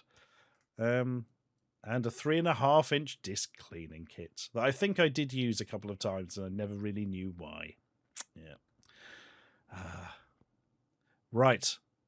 We've seen Cow and the world's biggest accelerator board. Next up, emulators. Well, we're all being arrested. Yes, yeah. Oh, God. Nintendo tell me all this is illegal. Yeah. PC emulators. Holy shit. I mean, they're not, though, are they? Because I can clearly see a bunch of hardware. That's a PC on a thing. Yeah. Who's doing any emulating? We emulate a PC by giving you a PC. Isn't really an emulation, is it? You know. Oh. Although on most of the Amigas, you're emulating a PC with a double density disk drive, which would be essentially useless. You have made an incredibly important point there, because yes, you've got nothing to read your bloody discs with. It's just, oh God. Do you need an external drive as well, which did exist, but you know, I guess 79 quid for a 286, although it's not the quickest of them.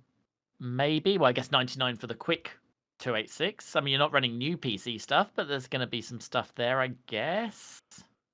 Even if it's monochrome only for VGA. Yeah, these things always seem to me like it's just not going to run anything properly except maybe a spreadsheet and a word processor. Because that's the thing, you would think that 38625 would, except then you look closer and again it says supports mono VGA, which tells me doesn't support color VGA, so no, useless. Absolutely. Why have a 25 megahertz 386 and not be able to do colors outside of CGA? What software are we using this with? It's got to be just really basic business stuff, isn't it? It's got to be desktop publishing, maybe word processing, spreadsheet, GFA basic, all the important stuff. Oh, dear. See, I do remember something. Andy in the chat points out bad Commodore decision number really quite a lot is not upgrading to a high density drive for the 1200. And I remember actually Commodore were pushed on that in Amiga format, and they said it was a straight choice between 2 meg of RAM or a high density floppy drive, and they went with the RAM. I'm not sure they were right, but that apparently is the story there. I guess PC games were just about Dragon 32, but certainly such PC games as there were definitely VGA. You know, like we're getting Day of the Tentacle is out, Doom is out, and these are definite color VGA games. Day of the Tentacle was the first one not on Amiga because it was 256 color. So, yeah, it's a bit late. But can it play Alley Cat? That's what I want to know. I mean, they all can. Yeah. And actually, Alley Cat's one that doesn't seem to worry about its processor. It's able to cope. So, yeah, all of them. Supports Amiga flicker fixing boards. Make Commodore's A1200 less crap. Spend money to fix our problems. Tremendous. Wow. Tremendous. My God. Well, I wasn't expecting to see those, to be honest. I never really knew these were a thing. No, I didn't know they were this early. I do remember the 3DO Blaster from a bit later, which was a Creative, that's it, the Sound Blaster people, made a board to allow you to run 3DO software on the PC, but it cost exactly as much as a 3DO.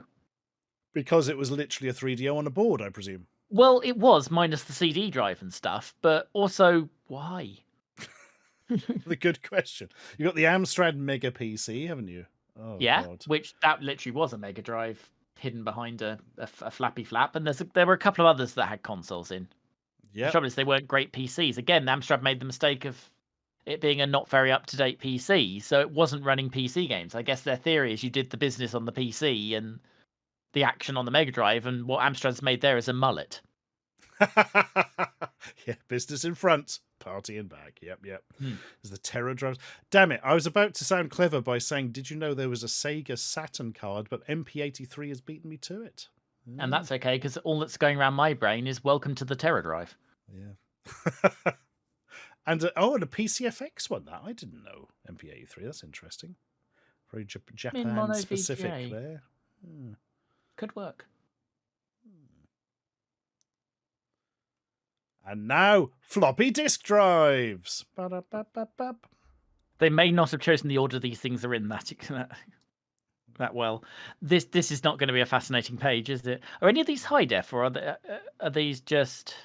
No, they're all just perfectly standard external and/or replacements. Yep, exactly so.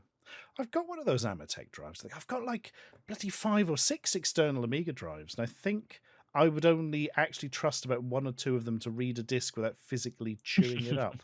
So, and those that did, you'd find the software didn't support external drives. Oh yeah, almost certainly. Yeah. And oh my God, the antivirus switch. Wait, what? Yeah, a lot of external drives had an antivirus switch.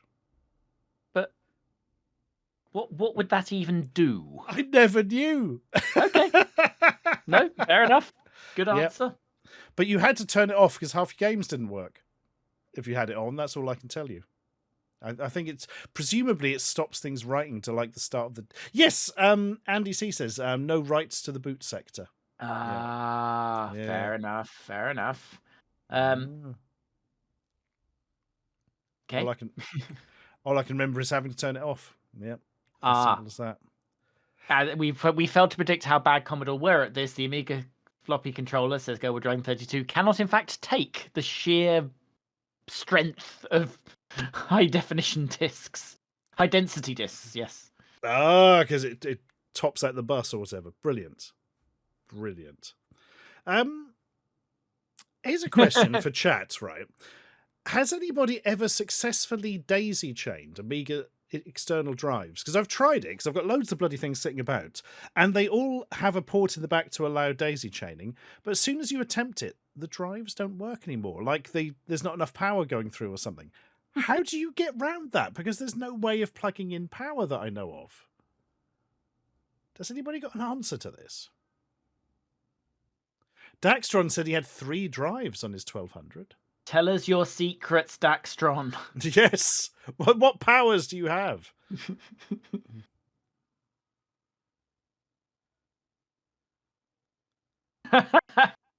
Is that because you've forgotten? Yes. Yeah, yeah, it was 30 years ago. Yeah. Oh my god. Sharp Object says you need a special Amiga power supply like a Goliath. So I had a Goliath for my Amiga back in the day because the power supply blew up, and that was like the replacement one I got. And I can remember daisy chaining in. It worked back then. That's the bloody difference, isn't it? Look at that. We have an answer. Thank you, folks. Yeah. These days, I'm running it off a modified PC ATX supply. Still doesn't work, but hey, let's not worry about that. Right. Oh my god! Look at this! This is not a drill. Whoa! Strap in, folks! Tag yourself. Crap. I'm the Quick Shot Python. I'm the Cheetah 125 Plus, tragically. Because I'm old and broken. Now, 125 Plus, used that for a long time. It was not a very good joystick, broke easily. Leaf switches, yep. Yeah, exactly. Cheetah Mac 1 looks awful, and I don't want to think about it. Cheetah Bug, a lot of people like the Bug, swore by them. Yeah, handheld though. Yeah. I guess more like a modern, analog stick on a pad than it is really, anything isn't else. It? Yeah. And there's a green version. Didn't know that existed. Interesting. Star Probe Deluxe was crap and just like the 125, really, with a slightly posher top. And I think is micro switched. No, yeah. I am wrong. Oh no, it does say yes. There we are. Yep. Competition Pro 5000, a classic. Yep, I have a modern version of one of those, which I use for Amiga stuff, because they now make that essentially, and it costs about that plus inflation actually, so that's fair. Wow, well, I might have to get one of those.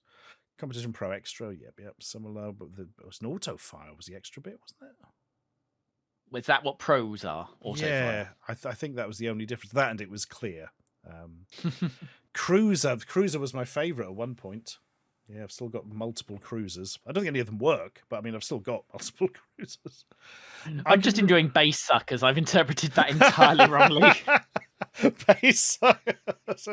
A banned film. The BBFC refused to certify it. God. Oh, no, I've made myself sad. The Cruiser, I remember everybody locally having the horrible Fisher-Price coloured one. Nobody wanted it, but it was the only one that was ever in stock anywhere. You get what you get. Exactly that. The Gravis micro switch looks like a travesty, and it is, if I remember. Yeah. Gravis usually made good stuff. They had the de facto pad on PC for a long time, but I've never used that, so I'm not going to disagree with you. It's really solidly built, if I remember, but yeah, not doesn't in fact work. Yeah, okay. It just felt weird. It felt like you were breaking it when you were. It's hard to describe that one. God, it needs to be built like an entire terrace of brick shithouses for that price. It bloody does. That's insane, actually. Good God. Oh, I wish I'd kept mine now. It's probably worth £1 billion. Probably worth that without the decimal point. Yeah. Quick Joy Junior, I have no concept. I've never seen but that does look bad. It really does scream budget. Holy crap, it's only a £5. The other Quick Joys look perfectly functional, but the Junior looks like something I would regret owning. It's Geigerpunk brought along some things that look like that. Are they motion-y? Because he had a couple of things that were, and they were basically impossible to use. I completed the first screen of Manic Miner using one, and I still don't know how. Bloody hell. That's... Oh, God. These things exist, and we'll never know why. Manta Ray handheld, I've never used. No, that's just a James Bond villain. That's for the cat to sit on at the top. God. Quickjoy Jr. is just crap. Yeah, Look at it. That's painful. I mean, good God. The other Quickjoys I'm sure are fine, but that isn't, surely. Oh. Quickjoy 2. I remember the... No, I'm not familiar with that one, actually. No. Never seen a 3 supercharger, I don't think. Oh, I've seen one of those. The 4 jet fighter, yeah. Top Star doesn't ring a bell. Leave Mink points out Gravis also made an excellent sound card, the ultrasound. Perfectly correct. Yes. But what was the name of that joypad? The Quickjoy foot pedal, I coveted that, and I really shouldn't, because it's digital. It's useless, but at least I guess it's not up to anything. Oh my God! So literally just extra switches, really? Yeah. The keys. Oh. It's effectively a 3-key keyboard, but with at least something to make games think it's a joystick direction or something. But yeah. Oh my God! So some early version of Joy to Key for the Amiga and 3 buttons.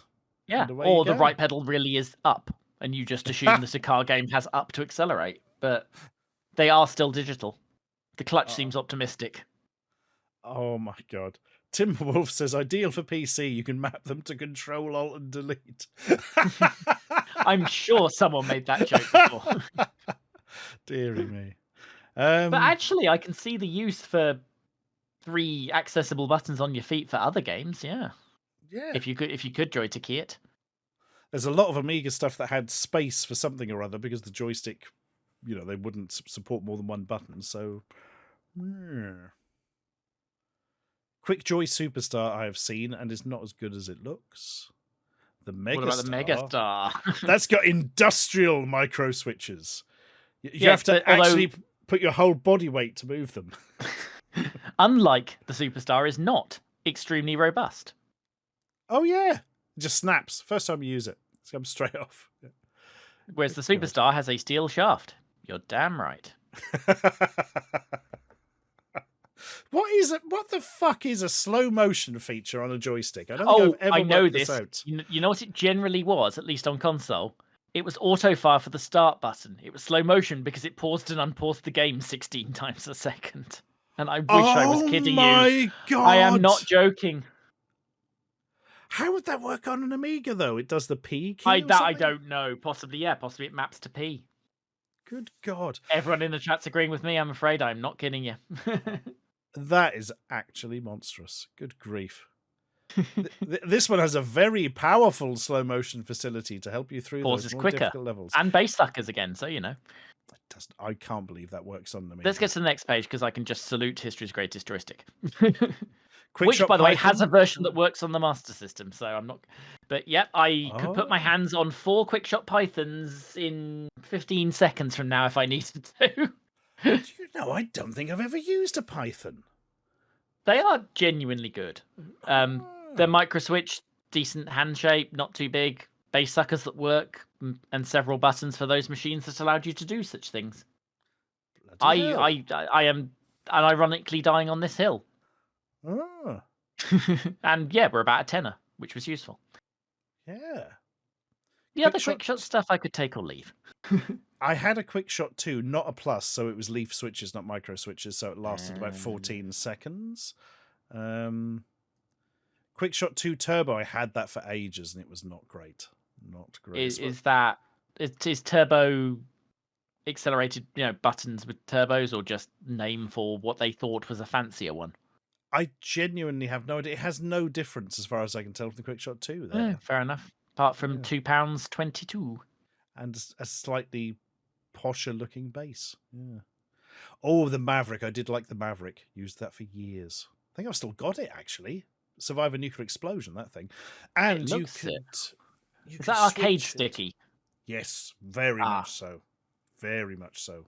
And you could... it had a switch on it, and you could, switch it from Amiga to something else to, I think, Master System and all sorts of things. Yes, I've got at least one Python with that as well. Because they're different buttons, but Amstrad in their infinite wisdom used a 9-pin thing just like everyone else, but it's pin outed differently. So you can't use, say, a Mega Drive pad on a GX4000 despite the fact it will fit. Oh, and probably makes it explode because everything else Almost certainly, yeah. And a wheel rolls out because that all good explosions have a wheel rolling out. Yes.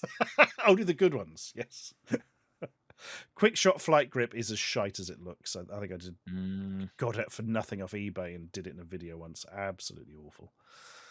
A different Python. Yeah, I could probably check, but I suspect one of them might be multi-format. But it doesn't actually tell you that, which would be helpful. And identical price. Yeah, and weird. Probably a format issue. The Intruder, Sharker, Coffee and Retro Sharker on Twitter, she said she really likes her one of those. So I think she made a video, but I could go either way looking at it, but apparently it's good. That's interesting. That is one of the few I've seen that I feel like would actually feel more like a sort of yoke for an aircraft, isn't it? Yeah, just the way it's set up. I've not got to try it myself, so I'm taking a word for it. Speed King Turbo, I couldn't get on with those.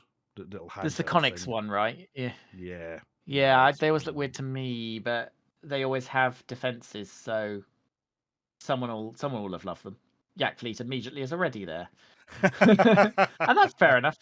yeah, it's never clicked with me, that one. Slick Stick, I'm pretty sure I did that in a video. That was not good. MP83, I've never seen a Quick Shot Professional, so I don't know if there is a difference. TAC 50, I don't know. It just looks like a rip-off of the Quick Shot 2, really. Nigel Mansell freewheel is a very rude thing to shout at him while he's driving. Does have an analog version, though, so they've understood the point of a steering wheel. Good. I'm sure there's no games that support it except Formula 1 Grand Prix, but yeah, it would be hilarious if Formula 1 Grand Prix supports that and his game doesn't. But I don't know. I would almost put money on that, you know. Just because of the kind of game his game is. Yeah. Vault Mace. Oh God, Vault Mace. They made a load of 8-bit stuff. Was it Acorns? Did anybody in chat said? Tony Raccoon's already said BBC. BBC. Yeah, Acorn. So, yeah, close stuff. Damn it. I was thinking Electron, but yep. A sleekly designed analog joystick that just looks like a CDI controller. No, not happening. Not happening.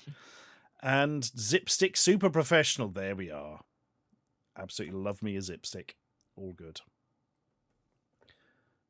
Extension leads. The twin mouse joystick leads that you used to have on your Atari ST because you had to go underneath it in order to pull out the joystick and swap for the mouse, and you'd eventually knacker the ports.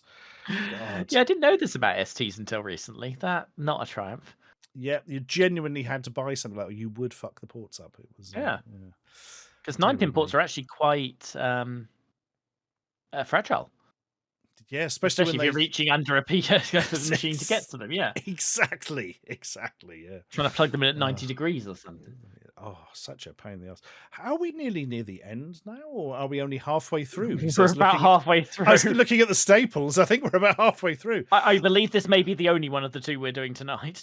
I think you could. I think we may only get about halfway through here. It's gone 11 o'clock. Are you all right to continue for about another 15 minutes? Yeah. Superb. To be fair, it goes mostly software after this, so they're the less interesting bits to discuss. Ah, fair point. In that case, we'll jump on to mice and tracker balls. Ugh. You knew it was coming, and I already think the Logic 3 Speed Mouse is so much nicer than anything Commodore bundled with anything. Commodore's despite the fact mouse. It's less than half the price. It's madness. Commodore's tank mice were horrible. Horrible. I think I've got some version of that for mine, actually, and it's 100 times more comfortable and seems to work better. Yeah, it just looks like a perfectly nice semi-modern mouse, doesn't it? Yeah. I'd have that. God. No satire here. Yes, I'll have one of those. Yeah. And they're, as you say, for well more than double the price as the Amiga tank and mouse. That's 80 quid these days. Jesus. Oh, there's no excuse. No Who excuse. bought that? I, Ever? somebody's granddad who thought you had to have the official one because the other one wouldn't work properly. You know. Mm. I mean, Oh, for £6 less than the Commodore Nightmare mouse, you can buy an actual optical mouse. I mean, it good presumably God. needs its own mouse mat to track. It's probably one of the early ones, but still. Bloody hell. Or as we That's used to call them in our less mature university days, female mice. Because they didn't have balls. Balls. Yep. Yeah. I'm not defending this. I'm cataloguing this. This is insane that is £6 less. Look at that. Yeah. That's I have no understanding of that. Good God. And the trackball will just scroll past that. Yeah.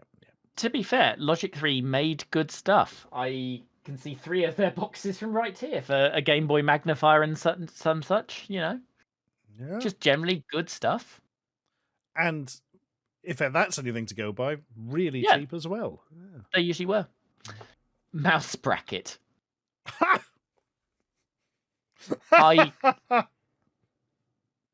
Okay. Why would you ever do that? It's got like a mat. You'd have to put the mat away as well. Yeah. What? Oh my God. Oh my Christ, what is this? Mouse Yeah, house. I was trying not to deal with that. There's a lot to unpack here. It's getting late. Let's all take a deep breath and Let's just all know that we have had the shared experience of this existing and do our best to forget. add a friendly furry touch to your Commodore Amiga. These covers will fit most popular mouse devices such as those featured above and give added protection from daily grime and everyday use. Each mouse cover is individually made, so each is unique.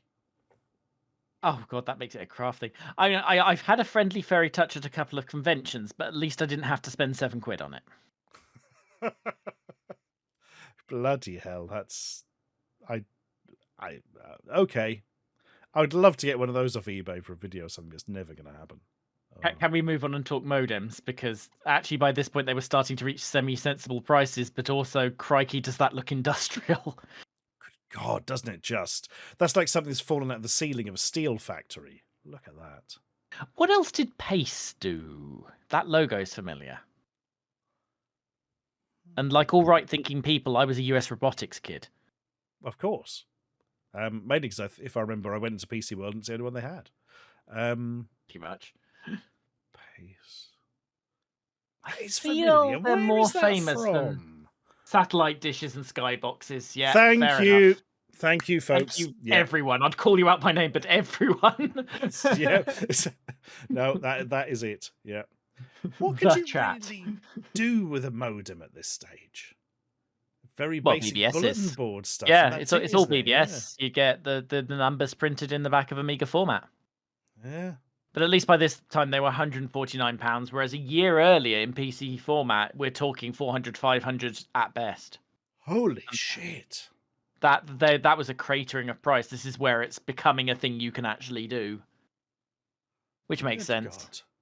I'm looking at an early Saturn mag, and it has got email addresses in, and I guess because this kind of thing had fallen further in the next year. Bloody hell. It doesn't say. Does it say a speed? I was wondering. Oh, those board numbers are speeds, but I don't know what they mean in English. No, that's way before I was looking at any of this. Anyone? V23, V25? It's a standard of some description, right? Oh, here we are. Does speed. it say? Yeah. Oh, it translates it anyway for us. Never mind. So 9,600 will be 25. That makes sense. Yeah. Because that's the highest number there. Watchdog circuitry. What, like Lindwall's Wood comes in and tells you your GX4000 is going to explode? She's not wrong. No, I mean, she's a woman who panked over everything, but in that particular case. Bloody hell. I would love to have seen what these old BBSs were like, but I didn't know. There was like a friend of a friend had a modem, and he is the guy who he somehow downloaded Robocop 3, a hacked copy, and that's where all the ones came from. But that is all I know. No, he never spoke to him or saw him myself, so I don't know what the early world of BBSs was like.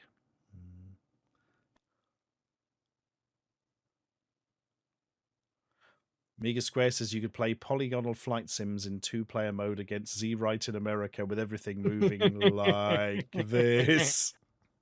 I mean, does have the very tremendous danger of having to speak to Zed Right, but Yes, whatever he's up I- to these days. it's Rose Tinted Spectrum's fault. I can only think of him as Zed Right now. I know it's not his name. You know, by the way, you know why he was called Z? I don't. Because I do. I happen to know this one because I was researching Bad Influence magazine, and it's in there if we ever get to it. Because his mother didn't want any more kids after the 3 she had, so she called him Z because it was the end of the alphabet, and thus she couldn't have any more. How surprised would you be if I told you she had another kid? Not very. I'll be No, I honest didn't with you. think so.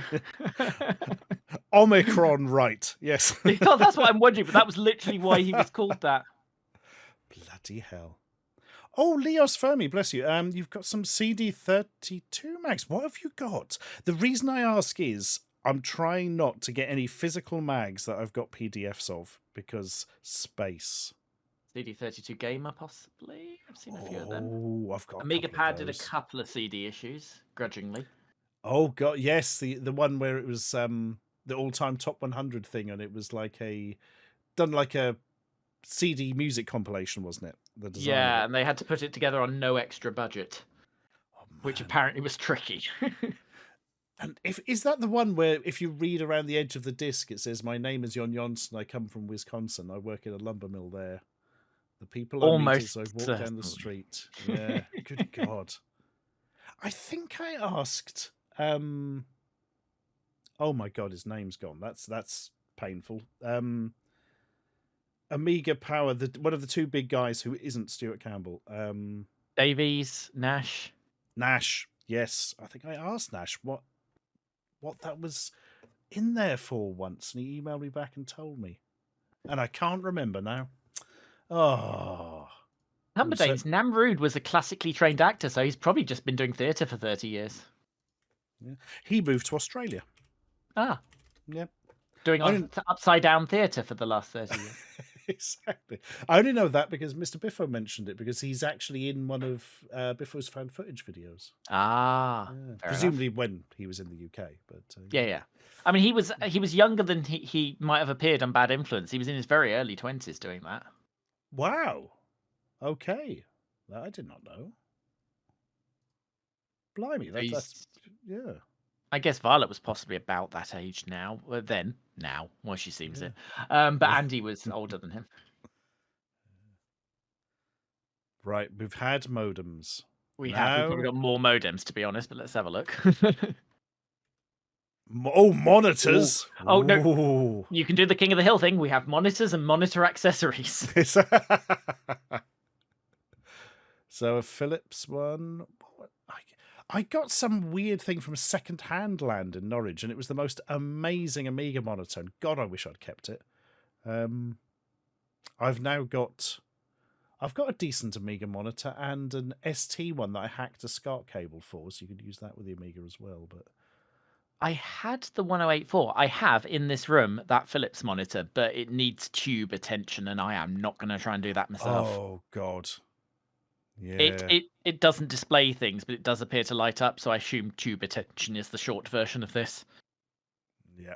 Oh, 1084. That's what I've got. I don't think it's the. Is there a non-stereo one? Pass.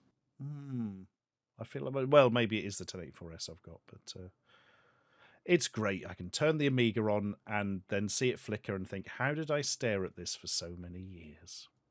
The answer is really I didn't, because I only had a cheap 14-inch portable at the time, but you know what I mean. One of the neat tricks I pulled off with the Commodore 1084 is the Super Nintendo, at least the UK one, has like a composite and a RGB out or something, or composite and an RF. It will actually put out video down both at once.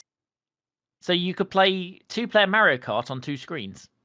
That's it would still be displaying half and half, but at least you didn't have to huddle round a 14-inch screen.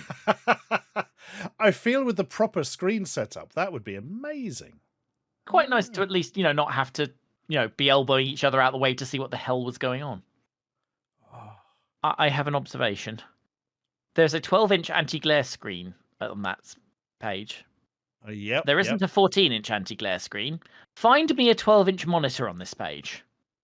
Well, oh. Excellent work. Good work, folks. You only sell monitor screens for monitors that you don't sell. Genius. Absolute genius. Dave's turned up. Oh, God. Quick, look busy, busy. everyone. Yep. Stereo joke there. The control center. Look at that. Oh, wow. Professionally houses Amiga 600. Like, you have to pay it. It goes £140 a month. Yeah, but, you're going to let an amateur do this. I have a feeling, judging by the Curse You Dudley, that Dave may also have made the same joke. What? The worst thing about this is there's a part of me, I think, when I was a child that thought that was quite cool in its way. Yeah, well, the fact that it sort of semi-internally fits in the thing. Yeah, I'd quite like that, I think. Yeah. And stick your monitor on top of a little pile of floppy disks and/or spare dongles. Yeah. Oh, God, yes, it's my dongle pile. Robocop 3, epic. Don't Google dongle pile. Yeah. Monitor stand, in case your monitor didn't come with one. Mind you, they're often so rigid. Fits 12 and 14, so at least you can use that. To be fair, the Philips and the cheap Commodore don't come with stands, I guess. Yeah, that's true. Mine certainly doesn't. That one does, but if I look round and move out of where the microphones are likely to be able to hear me, yeah, my Philips doesn't have a stand. I was going to say, I wonder how easy it is to get one of these days. Probably virtually impossible. Yeah, but you could 3D print that, right? You could. That's true. That is true. Cleaning kit for all right, computers. What do we get in a cleaning kit? Right, guys. Mouse roller cleaning solution. Doesn't he play Sherlock? Sorry. Tweezers. Tickled me, that one. Tweezers. Okay. Yep. And that is a very familiar style of tweezer. I think I might have some of those somewhere. From an early 90s PC kit, actually. Yeah. Vacuum with extender. All the power of a nothing. Yeah, right. Soft brush nozzle. Yeah, okay.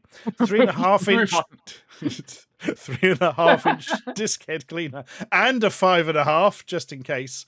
I would hope they mean 5.25. If not, yeah, that is actually wrong. If not, I can clean floppy drives that don't exist.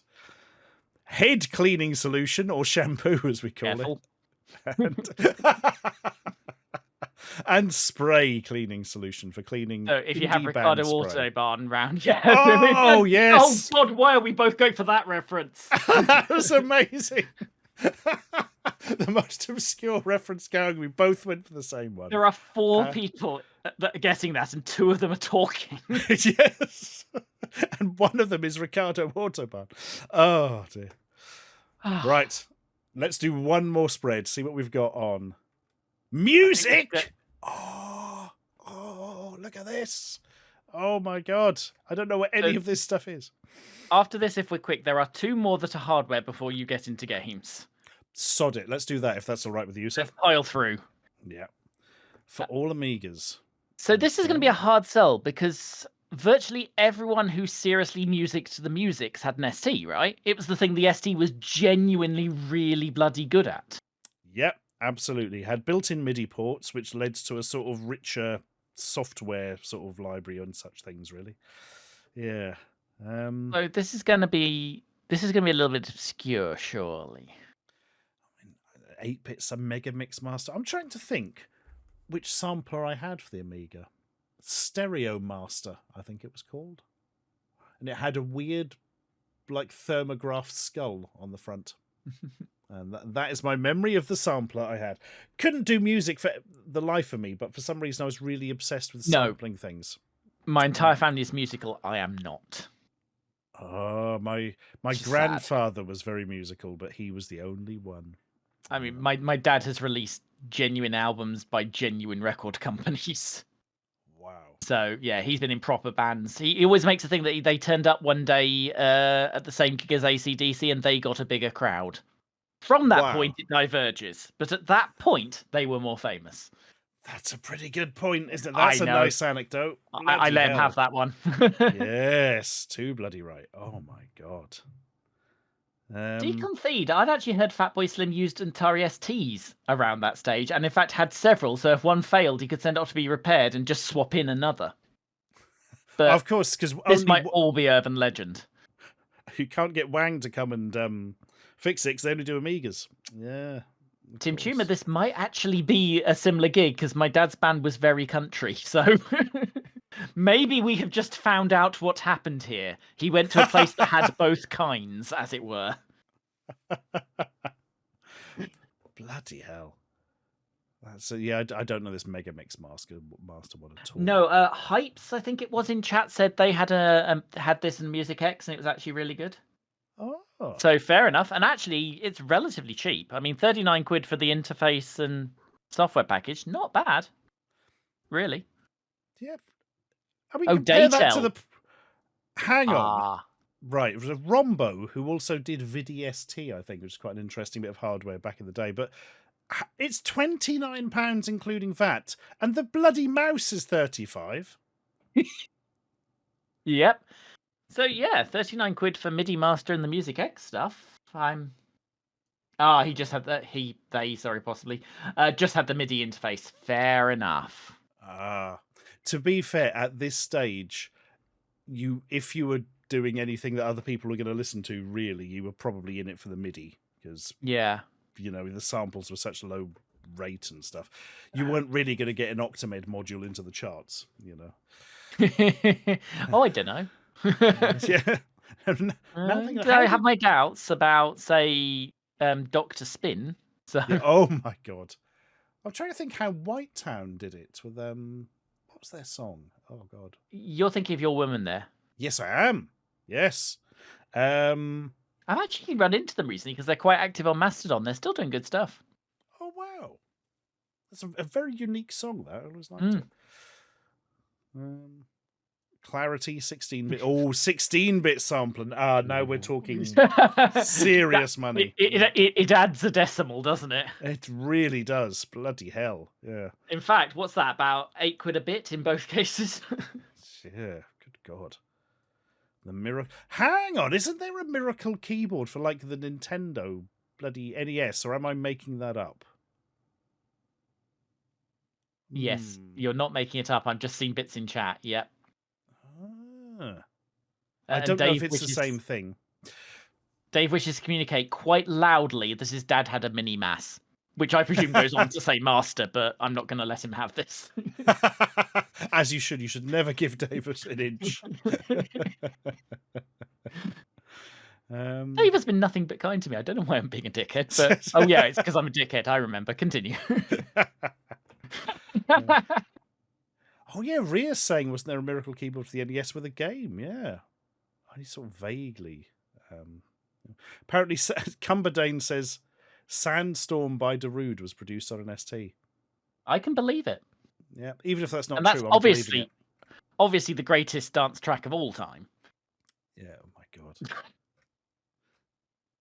Straight in with backing me up there. Yep. That's 16 notes simultaneously because you fell asleep on the keyboard. It just sounds cooler when your cat runs across it. Yep. Oh dear. MIDI master on the desk during this, and the microphone is also on the desk.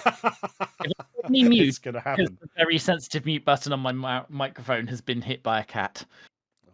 The dog is not allowed in this room until I clear it out because she will be behind the keyboard, not the keyboard, even the PC, trying to find crumbs or lolly sticks or something. I don't know. Right, MIDI master. It's interesting how cheap it is to add MIDI ports to your Amiga. And yet no one had them at all anywhere. No, certainly not anyone whose name begins with D. I didn't, and my name begins with D, as far as you know. Well, there we are. That's scientific proof. You can't argue with that. Yeah. Yep. Quick, move on before someone says something. Quickly, RAM boards. Why are we back to RAM? Hang on.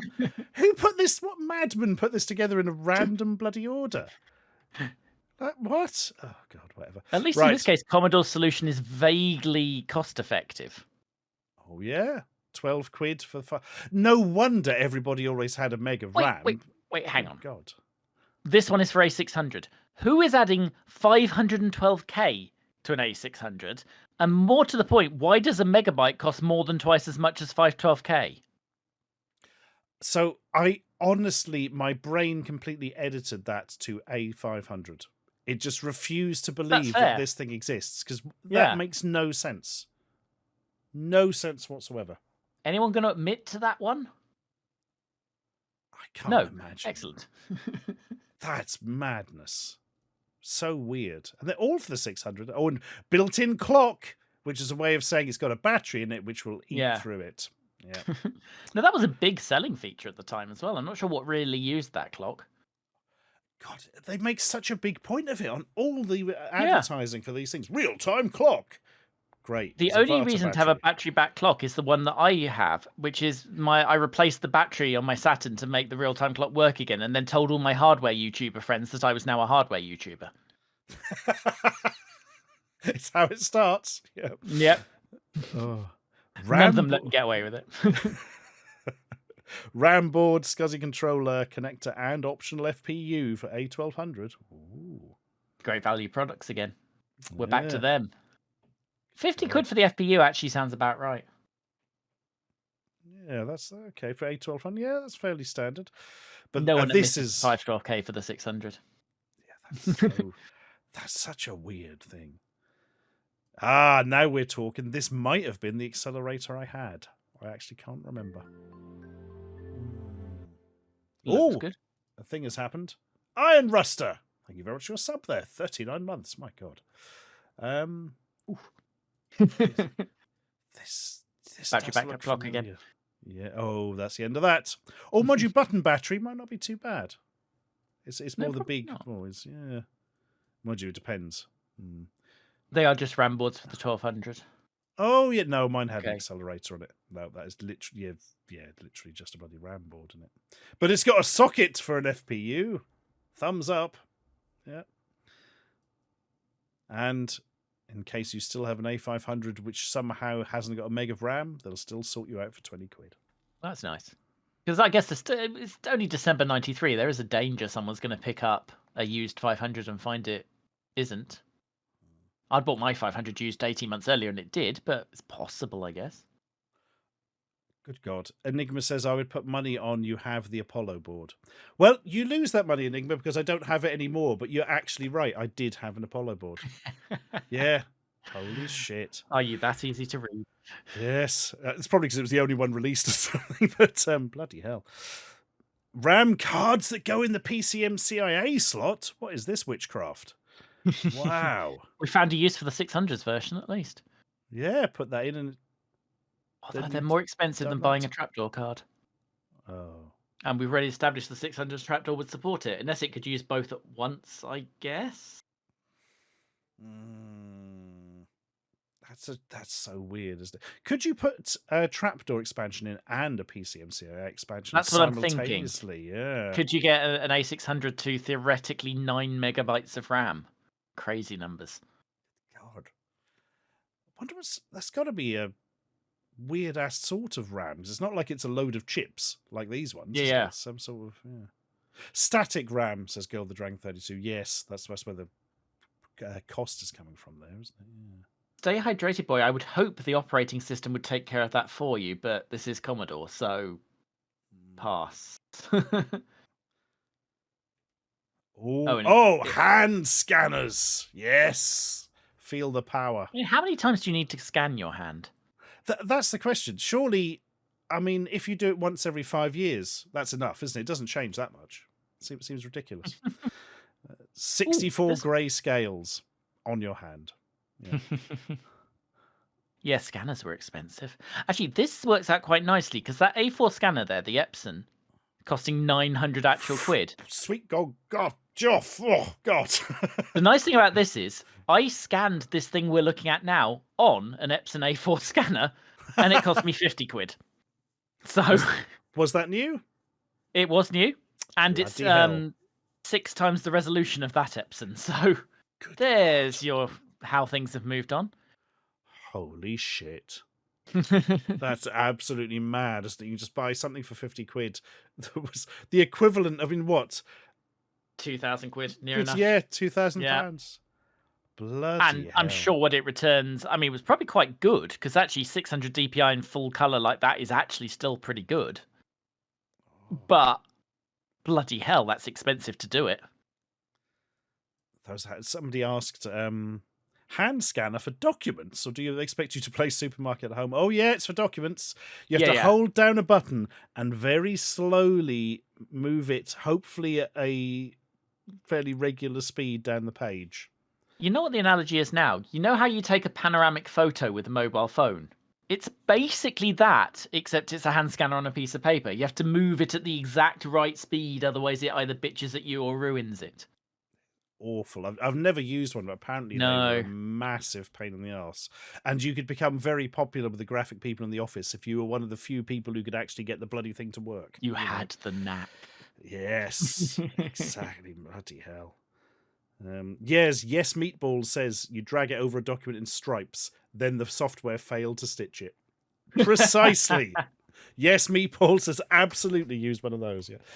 Oh, the new software is also very good at stitching because I've had to do big things on an A4 scanner. Do you know, I guess it's not that difficult a possibility if you have a good scan, is it? Because it's fairly obvious where the join is. Yeah. Yeah, I imagine that's quite a simple thing by today's standards, isn't it? Yeah. Oh, having just seen Daytel for music, I've looked at the top of the next page. Ah. Hello, oh my friend. God. Action Replay Mark III. I have 2 in this room, but they're for Saturn and Master System, not for Amiga. I've only got a Saturn one. I never had an Action Replay for the Amiga. I did have a cartridge from Power Computing called the Ultimate Ripper, which let you like rip graphics and stuff from games, but wasn't quite as posh as an Action Replay. I never managed to flick the switch to that point, but I think it's the secret mode. You have to hold down 2 buttons on startup.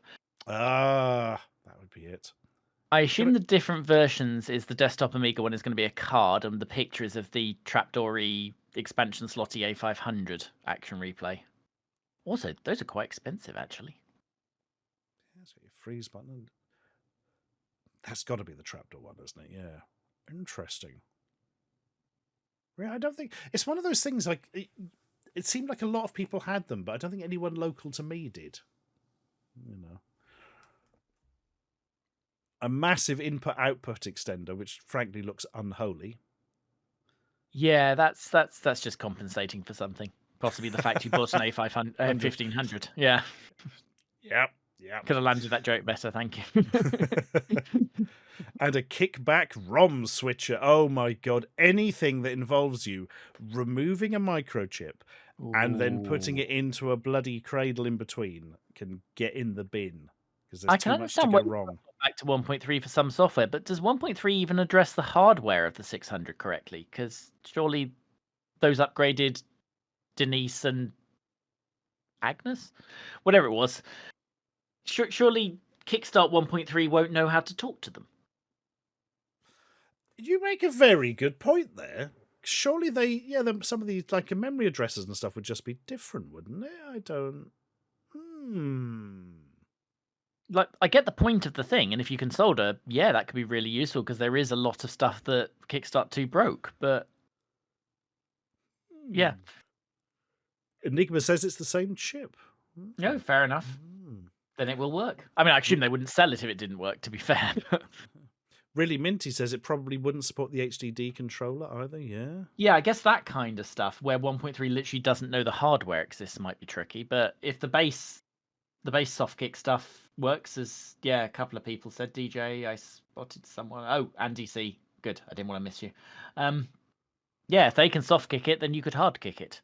Yeah, that's true enough, because I'd had Reload Kick. Yes, Enigma, I think it was Reload Kick I had for the 1200, and it would sort of boot up 1.3 and occasionally, if you were very lucky, make a game work. But it was a little bit of a hit and miss, to say the least. Yeah. To be fair, we should have known, because that was that group around that time that spent all that time asking if we could kick it and then confirming we could in fact kick it. my Maybe God. this is what they were talking about. Yeah, we finally found the answer after all these years.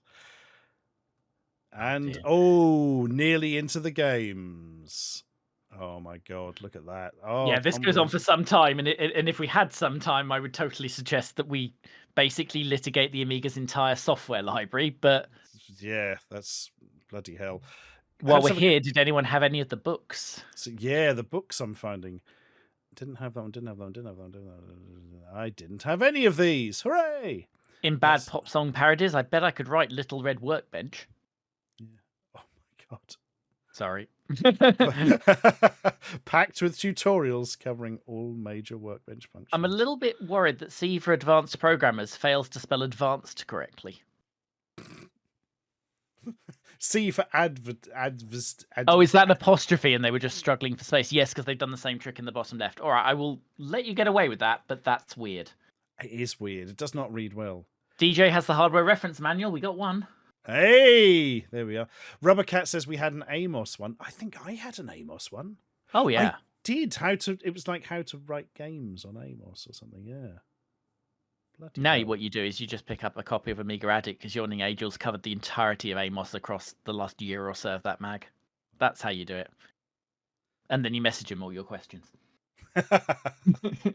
That's the real trick. Absolutely. It kind of is, yes. You find his YouTube channel, you find the contact link, and then you ruin his day and or make his day, depending on how he's feeling. Using Deluxe Paint 1, 2, or 3. Oh, when 4 has just come out. Well, great. Yeah. Brilliant.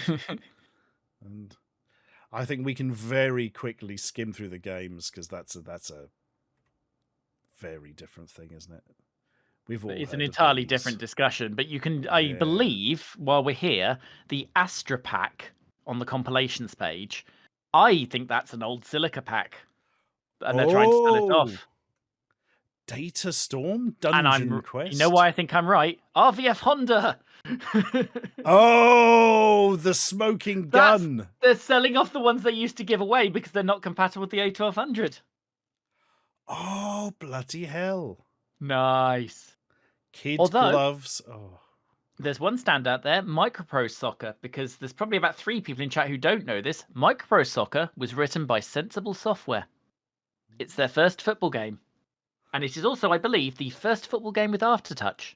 Dino Dini always used to claim it was kickoff, but nope, Sensible got there first. They just didn't call it Sensible. It's actually pretty good for a late 80s football game, so it plays like you expect. But yeah, ain't bad. Probably the best thing in that pack. Oh no, Emotion, let's be fair. I quite like that. I don't know what the hell Dungeon Quest is. That's a new one to me. It's got the most generic title ever, but... Yeah, I do notice something interesting. Admittedly, this is now late 93, but Emotion and Kid Gloves are 2 of the 3 games Amiga Power gave away on their first 3 issues. Oh, that's true. I remember Kid Gloves being on it, actually, yeah. So obviously they were being sold off awfully cheap by their publisher. Amiga Square says Data Storm is amazing. Seriously, it justifies those capitals. The best defender alike ever to grace the Amiga. Oh. Duly accepted, Amiga Square. Yeah. I will make sure to give it a try. Good God. We are no longer sleeping on Data Storm, everyone. Yeah. Data Storm for life. We're there, folks. Emotion was probably a demo on the one, or they gave it away as well. Console owners know it as the Game of Harmony. That's which I have a Game Boy version change. Yeah, I don't know why. Quest of Agdravane. That's one I've never heard of. Well, there we are. See the new game. I'm happy. Oh my God. Oh, what's the driving game has both Formula 1 Grand Prix and Nigel Mansell together, and Nigel Mansell is cheaper. Oh. Yeah. God. And the underrated 4D Sports Driving by DSI, creators of both Test Drive and Need for Speed. Oh. Known as Stunts in America. It's actually a fabulous game. One of the first track designers. A very good track designers in a video game. It's basically imagine hard driving, only probably a better driving model and with a track designer, and you get 4D Sports Driving and Stunts. Well worth playing. That sounds pretty bloody good. It is. I think I've only played 4D sports-wise. I think I only played the boxing one, but that was fun. Yes. Yeah, it's fine. That one's a bit weird because it was done by Mindscape, And then EA bought DSi and re-released 4D Sports Boxing. So there are two versions that are identical apart from publisher branding. Good God. There can't be many games of that era that happened to. Bloody hell. I can only think of two more, and it's Speedball and Xenon 2, because Microsoft cratered and Virgin bought them and re-released the Master System versions, which is why there's two near identical versions of that. Oh. But that's about it for publisher re-releasing at full price games. Bloody hell. Oh, there we are. We found it, right. Okay. Oh yeah, of course we need to make sure you have given full due to this terrifying vision. I saw this like in a magazine, an ad or something, and it haunted me because it's just grotesque. Animorphs, that's it, Rubber Cat. Yeah, absolutely horrible. Just the thing about this is the final shape of that kid is sort of awfully cat-shaped anyway. That is not a human head. It feels like there's one more frame we need to see to actually get them back to human. That's the closest he ever came. Yes. He was never the same again. Drank nothing but milk. Oh my God. Look at that. This would take hours to render, says Paulus. Yep. I used to use the morphing thing that was built into Deluxe Paint 4 on my 1200, but it wasn't really particularly usable. Deluxe Paint 4. Oh, yeah. Car boot sale. Yep. Oh, yes, of course. I'd forgotten you. Yeah. And my second-hand 1200, which was bloody great. And actually, just under the terrifying vision of a cat, you can see every version of Deluxe Paint and how much they'll charge you for it, and Deluxe Video. Oh, Deluxe Video. I don't think I ever saw Deluxe Video. Deluxe which is the same price as Deluxe Paint, despite doing many frames, so I suspect it's not as good. I think that's a fairly safe assumption. Deluxe Productions produce advanced programs with animated video, sound, text, and moving objects. I'd have spent hours playing with that. It is basically, isn't it? Posh PowerPoint. Like, was it Scala for the Amiga? That was another one like that. Just for titler, basically. Also, second from bottom there, I think that might be the scanner. A driver to get that scanner, if that's what it is, working with your Amiga. 145 English pounds. I'm just going to pop back in my copy of this. GT 6500? Yep. That's to get that £900 scanner working on your Amiga. So the scanner costs 900 quid and you then have to spend that extra to get it to actually work. I think the version Silica's selling says for all Amigas. I'm assuming it comes with the driver. I would hope so. Doesn't. No, it doesn't. What? Requires software, see page 54. That's grotesque. And they fucked up the... Yeah. And it's slightly wrong on the page, but yeah. Bloody hell. That's unholy. Absolutely unholy. 150 quid for the driver software. Yes, so £1,050 total, and add 2.25 or so inflation to that. To scan, this catalogue, basically. Bloody hell. Because that's what I used it for. That's just I don't even want to think about that. Bloody the actual hell is what you're trying to say. So yes. It was Scala, look, it's bloody turned up. Look at that. Found the same page. Yes. I think I got that in a magazine and never did anything with it, because of course I didn't. Star Wipes. Yeah, always Star Wipes. It's a George Lucas simulator. We both make videos that people occasionally watch. Star Wipes. Yes. Clock Wipe. Yay. Take Two. Oh, that was some. So I seem to remember that being mentioned in magazines. Business packages, accounts, all your favorites.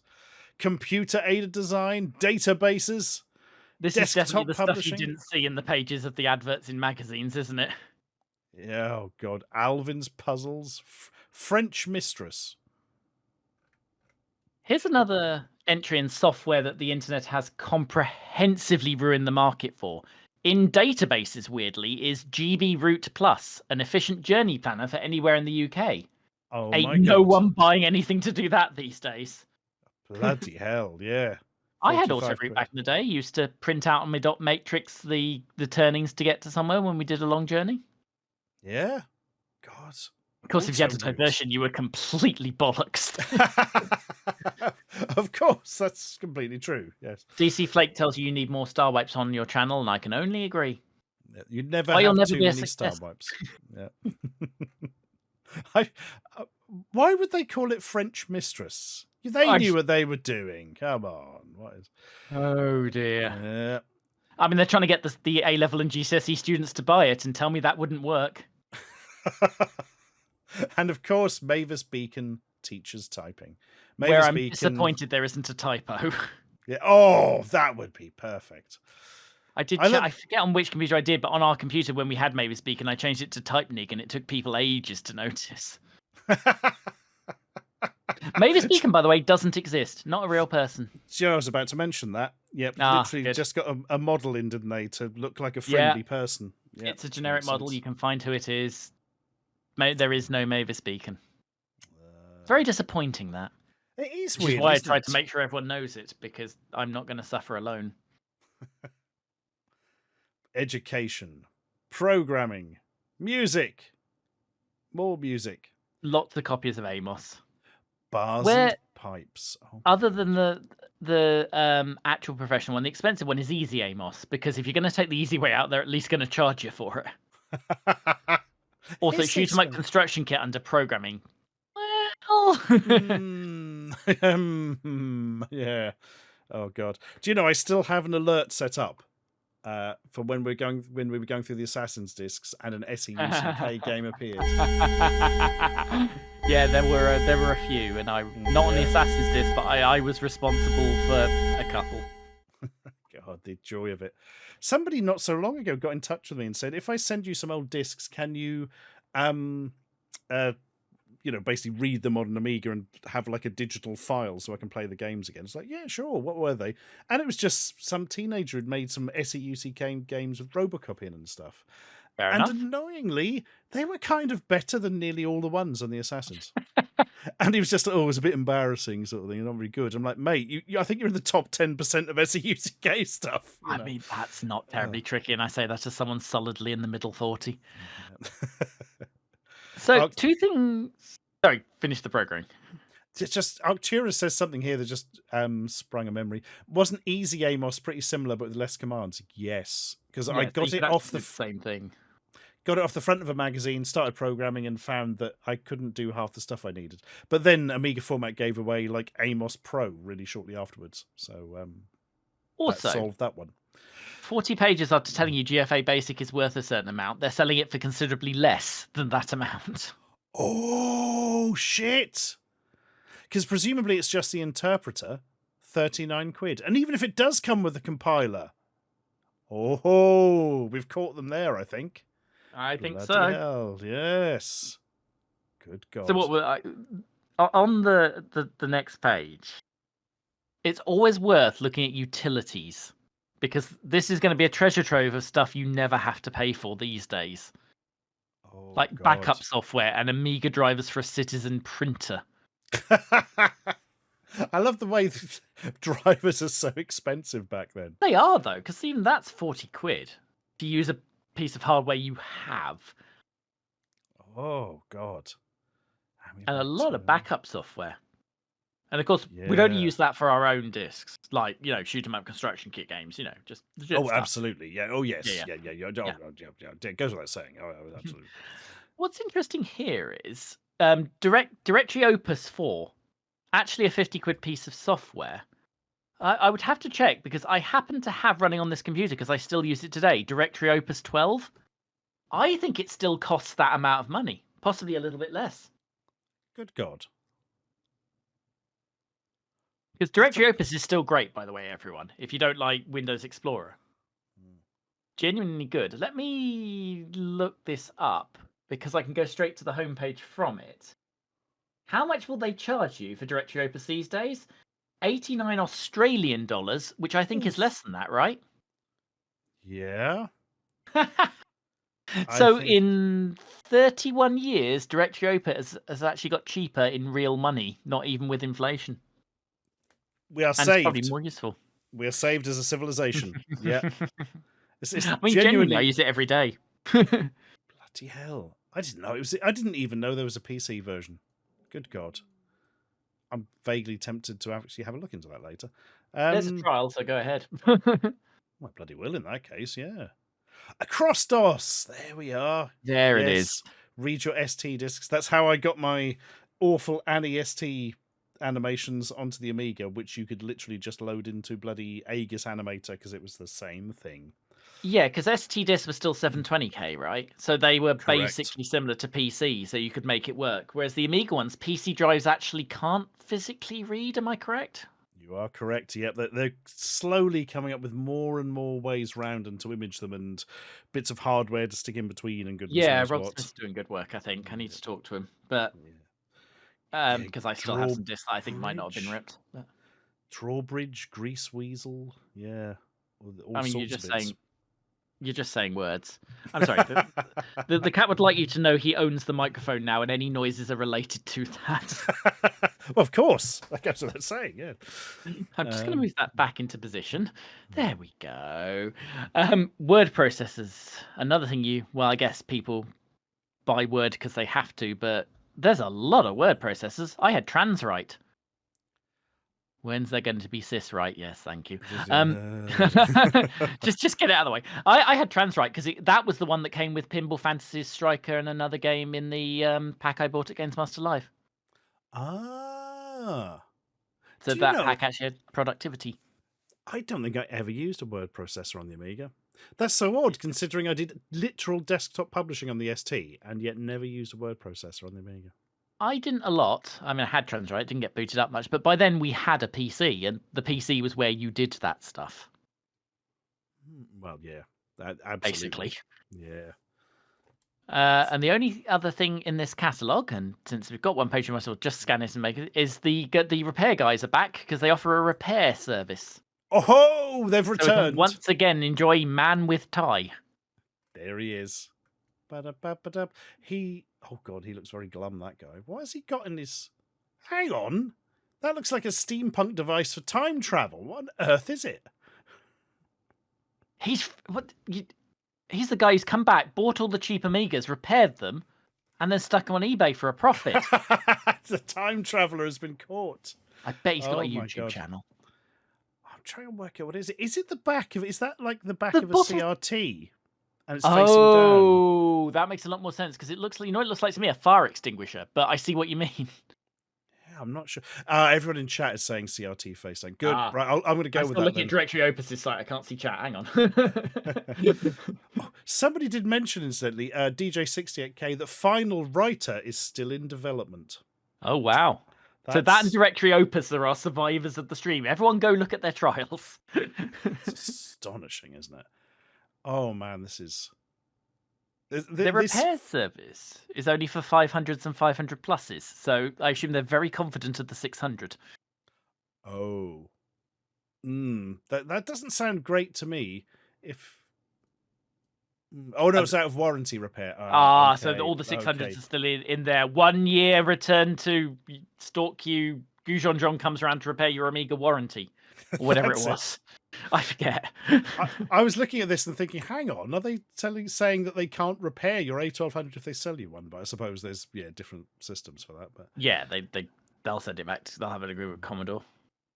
Circuit board repairs, new power supply, keyboard replacement. Everything's £45 except drive replacement. Ooh. Weird, because the amount they were selling keyboards for earlier.